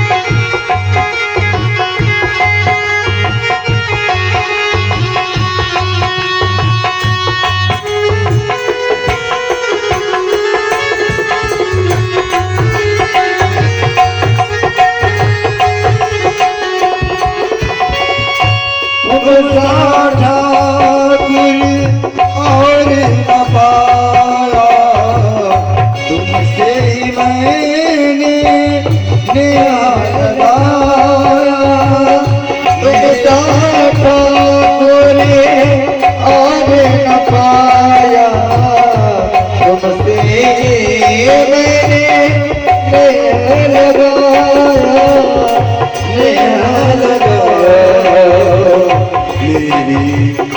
आँखियाँ तुम्ही से लड़ी बिहारी, मैं तो कब से आँखियाँ है चारों घड़ी बिहारी, मैं तो कब से लड़ी, आँखियाँ है जादू भरी बिहारी, मैं तो कब से खड़ी, तेरी आँखियाँ हैं जादू भरी बिहारी, मैं तो कब से खड़ी।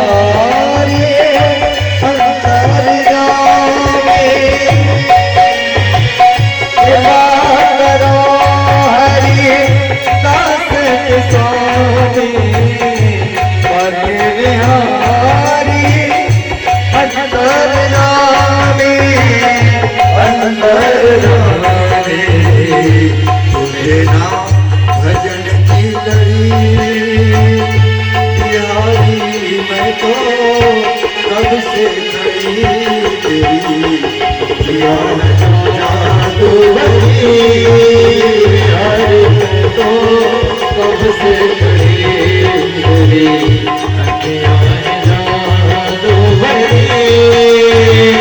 यार मैं तो कब से खड़ी तेरी अखियां जादूगरी यार मैं तो कब से खड़ी यार मैं तो कब से खड़ी।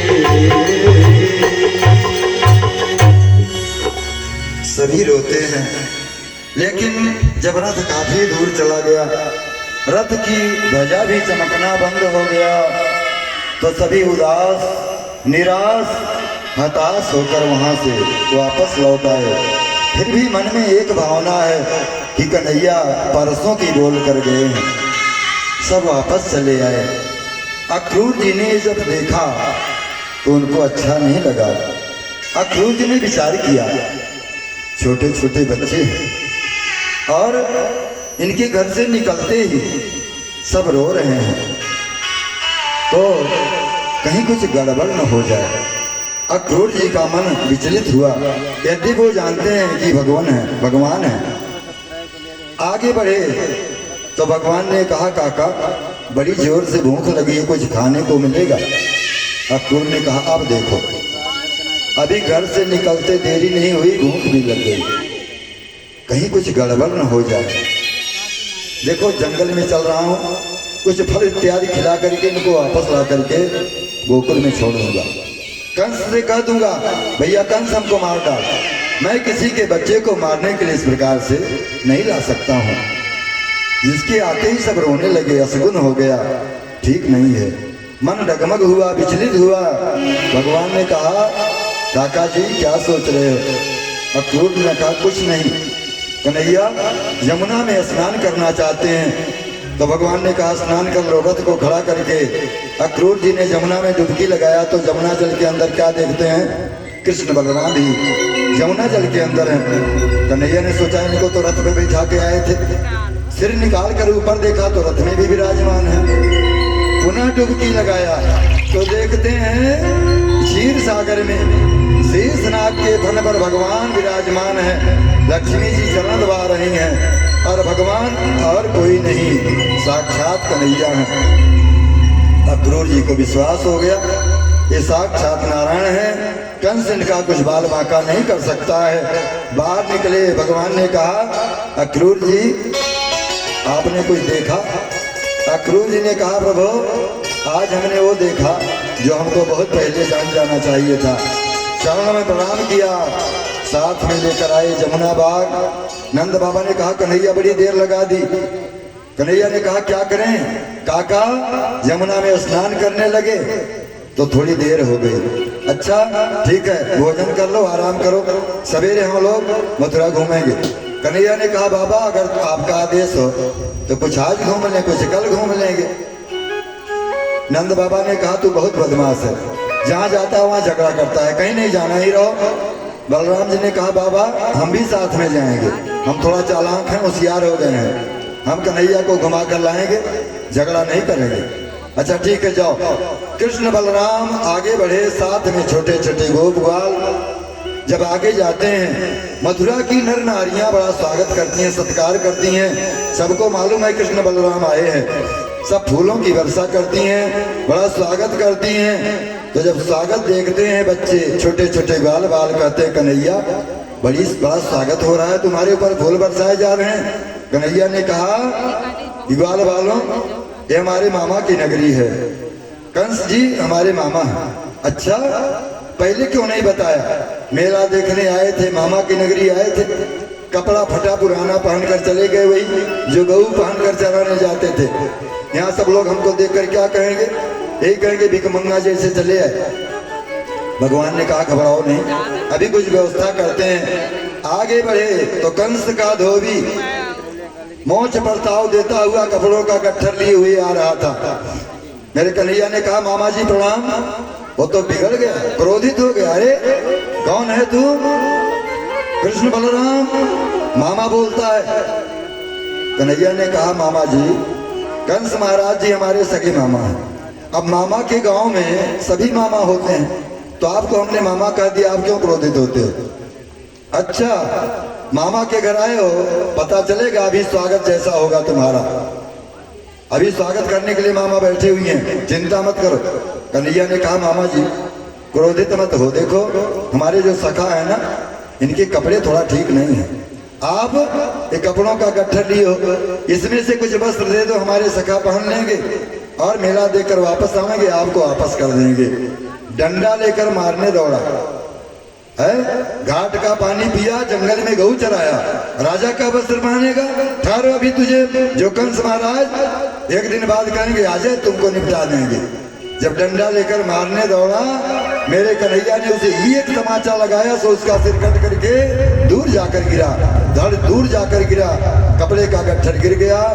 और धोबी जो थे घाट पर सब कपड़ा छोड़ करके भाग गए। अरे भैया, पूतना को मारने वाले आ गया, ओ बकासुर को मारने वाला आ गया, सब भागे वहां से चिल्लाते हुए। कन्हैया ने कहा अपने अपने साइज का वस्त्र छांट लो सब लोग। सब बढ़िया बढ़िया चमकीले वस्त्र छांट लिए, लेकिन साइज के थे नहीं। कृष्ण के सखा कोई 10 बरस के, कोई 5 बरस के, कोई 8 बरस के। आज मेरे कन्हैया की उम्र 11 बरस 56 दिन है। 11 बरस 56 दिन के कन्हैया हैं। सब कपड़ा पहन लिए। मनसुखा ने कहा, मधुमंगल ने कहा लाला कपड़े तो बड़े चमकीले हैं, लेकिन सब रास्ता साफ कर रहे हैं। कहे चलो ठीक है, आगे व्यवस्था करते हैं। आगे दर्जी का करता, दर्जी ने कृष्ण के सखाओं को बुलाकर उनका वस्त्र ठीक कर दिया और भगवान ने उसे आशीर्वाद दिया, चिंता मत करो, आपको कलयुग में तुम बहुत फलो फूलोगे। तो आजकल देखो दर्जी कितना कमा रहे हैं, जितने का कपड़ा उसका दूना सिलाई। भगवान का आशीर्वाद है, आशीर्वाद दिया। गोप वालों ने कहा कन्हैया गले में जब तक माला न हो तो तदोस्तुताम नाम न माला का रस्य जगमतु। सुदामा नाम की माली का घर पड़ा, उसने भगवान को सखाओं को माला पहनाई। सामने से कुब्जा दासी ने चंदन लगाया। कुब्जा थी, कुरूप थी, सुंदर सांवला शरीर नहीं था इसका सुंदर, काली कलूटी थी, शरीर 3 जगह से टिना था। नित्य चंदन घिसकर कंस को ले जाती लगाती थी। भगवान को आज उसने चंदन लगाया। भगवान ने कुब्जा को बुलाया, कुब्जा के दाहिने पैर को अपने दाहिने पैर से दबाया, कमर में हाथ लगाया, एक हाथ को उसके ठोड़ी पर लगाया। बलराम जी ने कहा कन्हैया ये गोकुल वृंदावन नहीं है, मथुरा है, सावधान रहो। कन्हैया ने कहा भैया आप चिंता मत करो। एक झटका दिया, उसका कुंवर सीधा हो गया, शरीर का जो कलर था कलर चेंज हो गया, बड़ी सुंदर बन गई, सुंदर वस्त्राभूषणों में सुसज्जित हो गई। उसने कन्हैया का दुपट्टा पकड़ लिया, कहा मेरे घर चलो। कन्हैया ने कहा बाद में आएंगे, पहले मामा जी से मिलेंगे। और गए रंगशाला में, जहाँ शिव जी का धनुष रखा था, हजारों पहलवान रक्षा कर रहे थे। मेरे कन्हैया ने कहा भैया इस धनुष को जरा देख ले। सबने कहा देख लो। अंदर गए धनुष को जरा छू ले। डांट लगाई, अरे लड़के तुम धनुष को क्या छुओगे? सबके देखते देखते एक हाथ से कन्हैया ने धनुष उठा लिया, उस पर प्रत्यंचा चढ़ाना चाहा तो धनुष बीच से टूट गया। पहरेदार मारने दौड़े।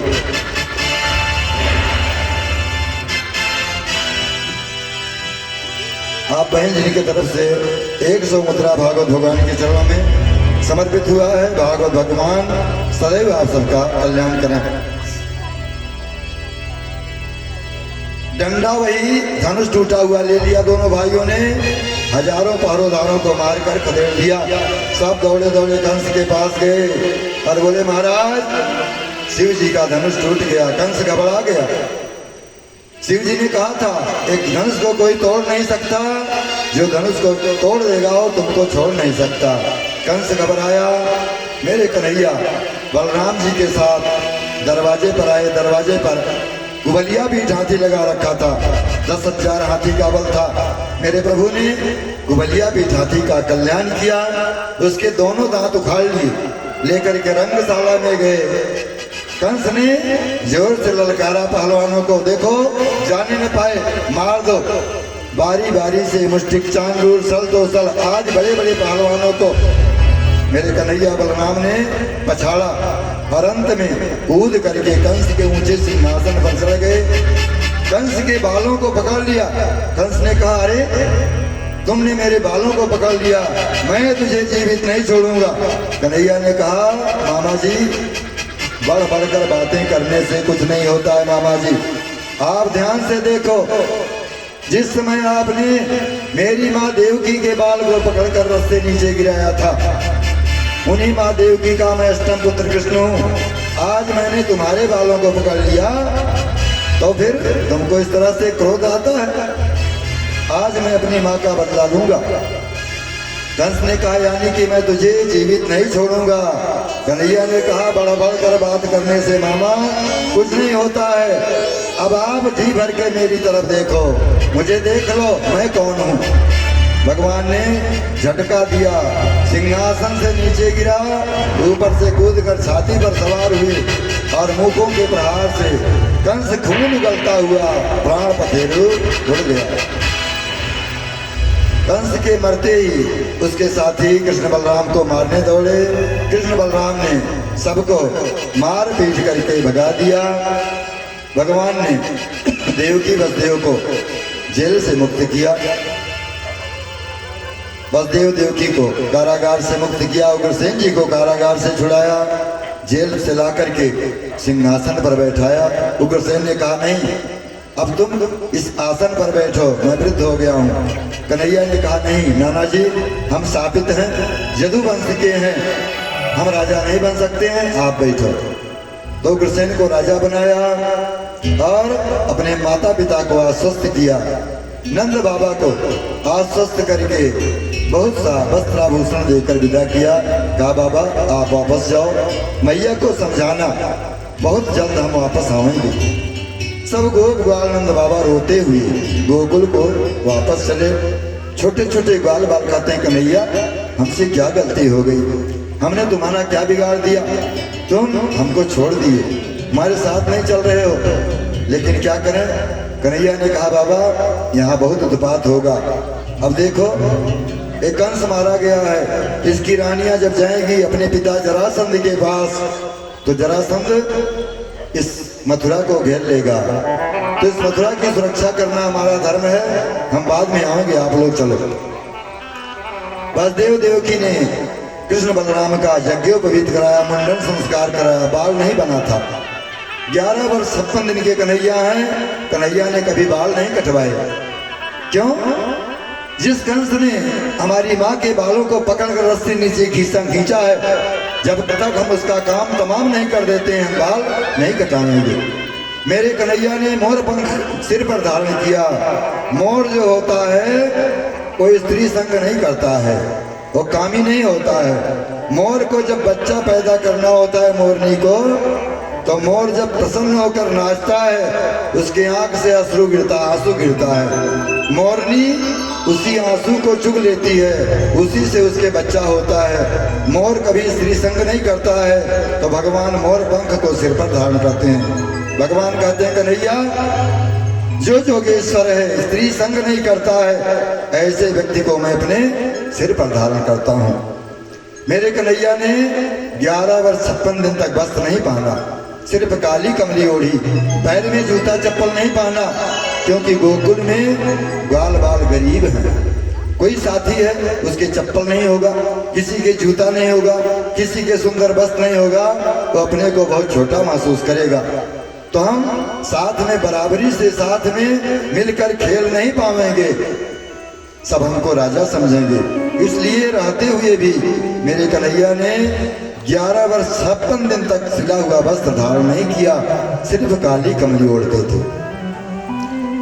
वसुदेव देवकी ने यज्ञोपवीत किया, गुरुकुल में पढ़ने के लिए भेजा और गुरुगृह पढ़ने गए। जदुराई अल्पकाल विद्या सब पाई, मात्र 65 दिन में सारी विद्याओं को ग्रहण करके गुरु जी को प्रसन्न करके वापस से आए। गुरु की यहाँ ही भगवान की एक ब्राह्मण कुमार से मित्रता हुई, जिनका नाम सुदामा है, जिनका चरित्र आप श्रवण करेंगे। आप लोग धैर्य धारण करके बैठेंगे, बड़ी समस्या है मेरे लिए भी। आए रोते हैं, अपना संदेशा देने के लिए गोकुल में उद्धव को भेजा, जाकर सबको समझाओ, सब मेरे लिए रोते हैं। उद्धव जी गए। उद्धव ज्ञानी थे, लेकिन ज्ञान उनका गोपियों के प्रेम के आगे फीका पड़ गया और उद्धव जी का ज्ञान हार गया। गोपियों के प्रेम की विजय हुई। उद्धव जी प्रेमी बनकर के 7 महीने पर वापस आए और कृष्ण से बोले, कितने निष्ठुर हो, कैसे यहाँ रहते हो, उस प्रेम साम्राज्य को छोड़कर यहाँ कैसे रहते हो। कन्हैया ने कहा, उद्धव तुम बहुत बड़े ज्ञानी थे, लेकिन प्रेमी नहीं थे। प्रेमी जितने जल्दी मुझको प्राप्त कर लेता है, ज्ञानी उतने जल्दी प्राप्त नहीं कर सकता है। तुमको प्रेम की शिक्षा देने के लिए मैंने तुझे गोकुल में भेजा था। इस प्रकार सुंदर सुंदर लीलाएं हैं। आगे चल करके जब कंस की दोनों पत्नियां अस्थि प्राप्ति, कंस की 2 रानियां थी, दोनों सगी बहन थी, अस्थि प्राप्ति रोती हुई अपने पिता के घर मगध देश में गई। जरासंध से खबर किया कि कृष्ण ने हमारे पति कंस को मार दिया। तो जरासंध 18 क्षौणी सेना लेकर मथुरा पर चढ़ाई किया। कृष्ण बलराम ने जरासंध को जीवित छोड़ दिया, सारी सेना का संहार किया। 17 बार जरासंध 18 क्षौणी सेना लेकर मथुरा पर चढ़ाई किया। 17 बार भगवान ने जरासंध की सेना को परास्त किया और जरासंध को जीवित छोड़ा। अब की जरासंध गया, 1000 ब्राह्मणों को बुलवाया, कहा हमारे घर अनुष्ठान करो, पूजा करो। अगर अब की बार मैं जरासंध पर विजय प्राप्त किया तो तुम सबको बहुत इनाम दूंगा, और अगर जरासंध पर विजय नहीं पाया तो तुम सबको फांसी पर लटका दूंगा। 1000 ब्राह्मणों को पूजा पर लगाया। इधर नारद जी द्वारा प्रेरित कालजौन राक्षस आया, मथुरा को घेर लिया। भगवान कालजौन की देखते देखते ही मथुरा छोड़कर भागे। कालजौन भगवान का पीछा किया। इधर कालजौन की सेना का बलराम जी ने संहार किया। कालजौन भागता भागता गया, प्रवर्षण पर्वत पर भगवान चढ़ गए। कालजौन पीछा करता हुआ गया, भगवान पर्वत की गुफा में घुस गए और गुफा में मुचकुंद महाराज सो रहे थे। मुचकुंद महाराज को अपना दुपट्टा उड़ा दिया, खुद गुफा में छिप गए। कालजौन गया, मुचकुंद महाराज को कृष्ण जान करके दुपट्टा खींचा, जोर से लात मारा। मुचकुंद महाराज की आंख खुली, कालजौन जल करके भस्म हो गया। ये मुचकुंद महाराज सूर्य वंश के थे, भगवान राम के वंशज थे। एक बार इन्होंने देवासुर संग्राम में इंद्र की सहायता की थी, थक गए थे। इंद्र ने कहा वरदान मांग लो। मुचकुंद ने कहा हमको वरदान नहीं चाहिए, हम थक गए, हम सोएंगे, हमको सोने दो। इंद्र ने कहा ठीक है जाओ सो, सोने में अगर कोई विघ्न करेगा तो जलकर भस्म हो जाएगा। तो मुचकुंद महाराज के देखते ही कालजौन जलकर भस्म हो गया और बलराम जी ने कालजौन की सेना का संहार कर दिया। 18वीं बार कालजौन पुनः सेना लेकर के आया और मथुरा को घेर लिया। भगवान ने बलराम से कहा भैया लड़ते लड़ते थक गए, कितना लड़ा, चलो भाग चलो। बलराम जी ने कहा लोग रण छोड़ कहेंगे, दुनिया वाले क्या कहेंगे, डर के भाग गए। कहे दुनिया वाले कुछ भी कहें लेकिन चलो भाग चलते हैं। तो जरासंध के देखते देखते दोनों भैया भागे घर छोड़कर और जरासंध ने पीछा किया। भागते भागते प्रवर्षण पर्वत पर चढ़ गए। जरासंध ने पर्वत के चारों तरफ आग लगवा दिया, पर्वत जलने लगा और भगवान समुद्र के आवाज पे पर्वत से नीचे समुद्र से होते हुए आए। विश्वकर्मा को आदेश दिया, रात ही रात में विश्वकर्मा ने द्वारिका नगरी का निर्माण किया। सोने की द्वारिका भगवान ने जोग माया के द्वारा समस्त मथुरा वासियों को सोते सोते ही द्वारिका में सुला दिया। सब सोए थे मथुरा में और आंख खुली तो जागे द्वारिका में। जगते हैं तो कहते हैं द्वार कहाँ, बराबर द्वारिका। द्वारिका में भगवान द्वारिकाधीश बनकर के विराजमान हुए। जरासंध ने समझा कि कृष्ण बलराम जल करके भस्म हो गए, समाप्त हो गए, वापस चला गया। भगवान द्वारिका में आए। यहाँ आकर भगवान रैवत नाम के राजा की पुत्री रेवती के साथ बलराम जी का विवाह हुआ। आगे परीक्षित ने प्रश्न किया, गुरुजी हमने सुना है कि भगवान द्वारिकाधीश का विवाह राक्षस विधि के साथ हुआ था। राक्षस विधि के अनुसार भगवान का विवाह हुआ था। तो सुखदेव भगवान ने कहा तुमने ठीक सुना था परीक्षित, भगवान का विवाह राक्षस विधि से हुआ है। राक्षस विधि कहते हैं कौन सी विधि है? भगा कर ले जाते हैं लोग बिना माता पिता के सहमति के। विवाह 8 प्रकार के होते हैं जो समाज शास्त्र पढ़े हैं, जिनमें गांधर्व विवाह है जिसमें कन्या अपने मन का पति स्वयंवर में चुनती है। ब्रह्म विवाह है जैसा विवाह हम लोग करते हैं, माता पिता जहाँ खोज कर कन्या का विवाह करते हैं वहाँ विवाह होता है। लेकिन राक्षस विवाह वही है जो भगा कर ले जाते हैं।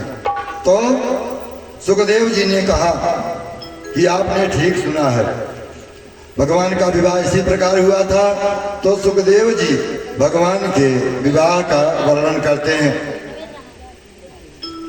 कि राजा सीत भीष्म को नाम विदर्भाधिपतिर्महान तत्र पंचाभवत पुत्रा कन्यका च वरानना।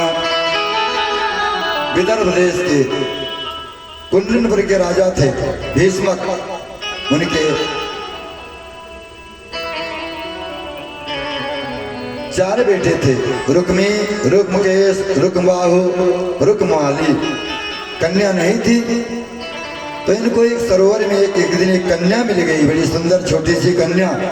लाकर पालन पोषण किया, यही रुक्मिणी देवी हैं। ये कन्या साक्षात लक्ष्मी जी हैं, इनका पालन पोषण किया।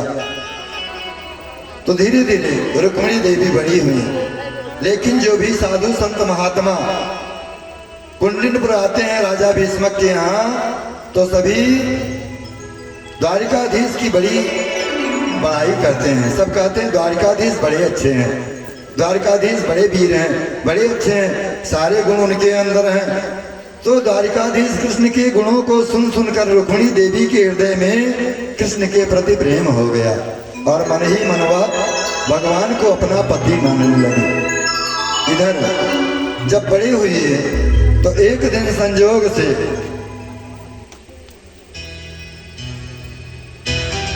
श्री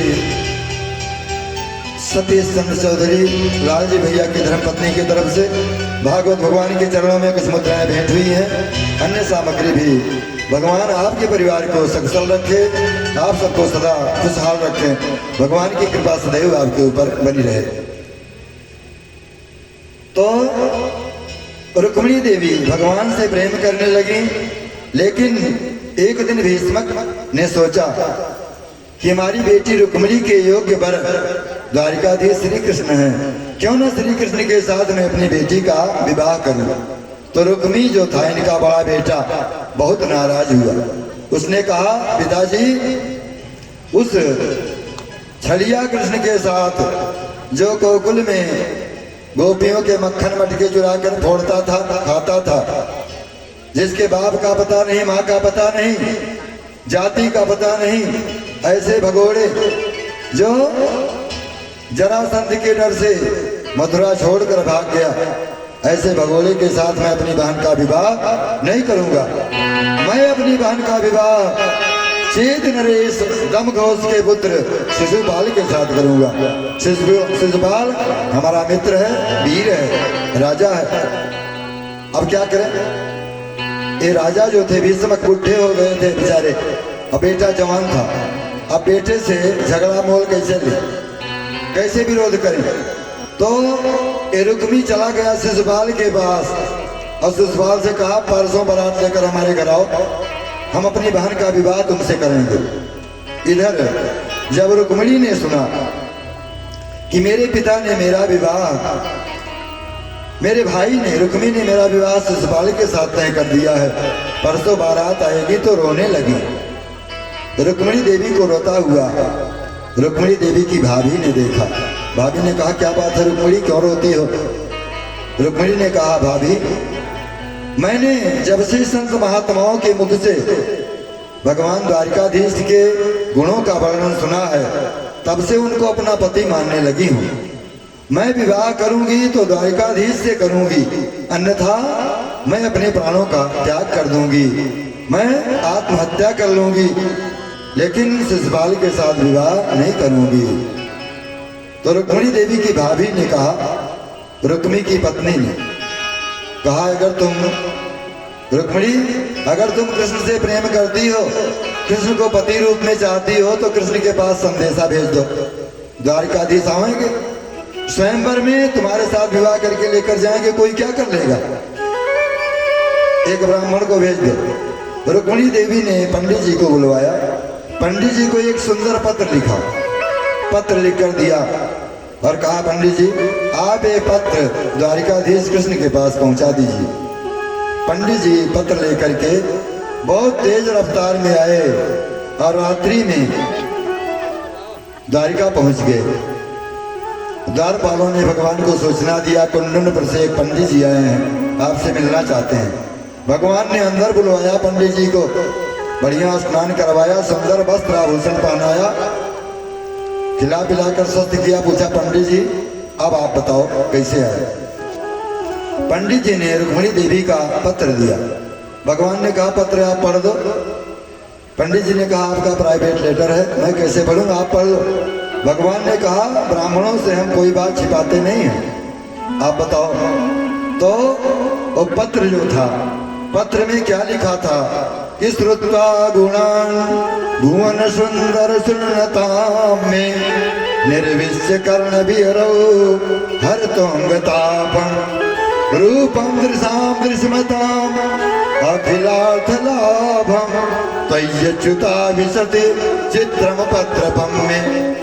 जब से संत महात्माओं के मुख से हमने आपके गुणों की, आपके सुंदरता का वर्णन सुना है, मैं आपको पति मान ली हूं, लेकिन मेरे भैया मेरा विवाह शिशुपाल के साथ में करना चाहते हैं। अब कोई यज्ञ के भाग को सियार लेकर के जाए, ये अच्छी बात नहीं है। आप आओ, मेरा वरण करो, मेरे साथ विवाह करो, मुझे अपने साथ ले चलो। अगर आपने ऐसा नहीं किया तो मैं अपनी आत्महत्या कर लूंगी, प्राणों को छोड़ दूंगी, लेकिन शिशुपाल के साथ विवाह नहीं करूंगी। सुंदर पत्र लिखा कि मुरलिया वाले रे, हो संवरिया प्यारे रे,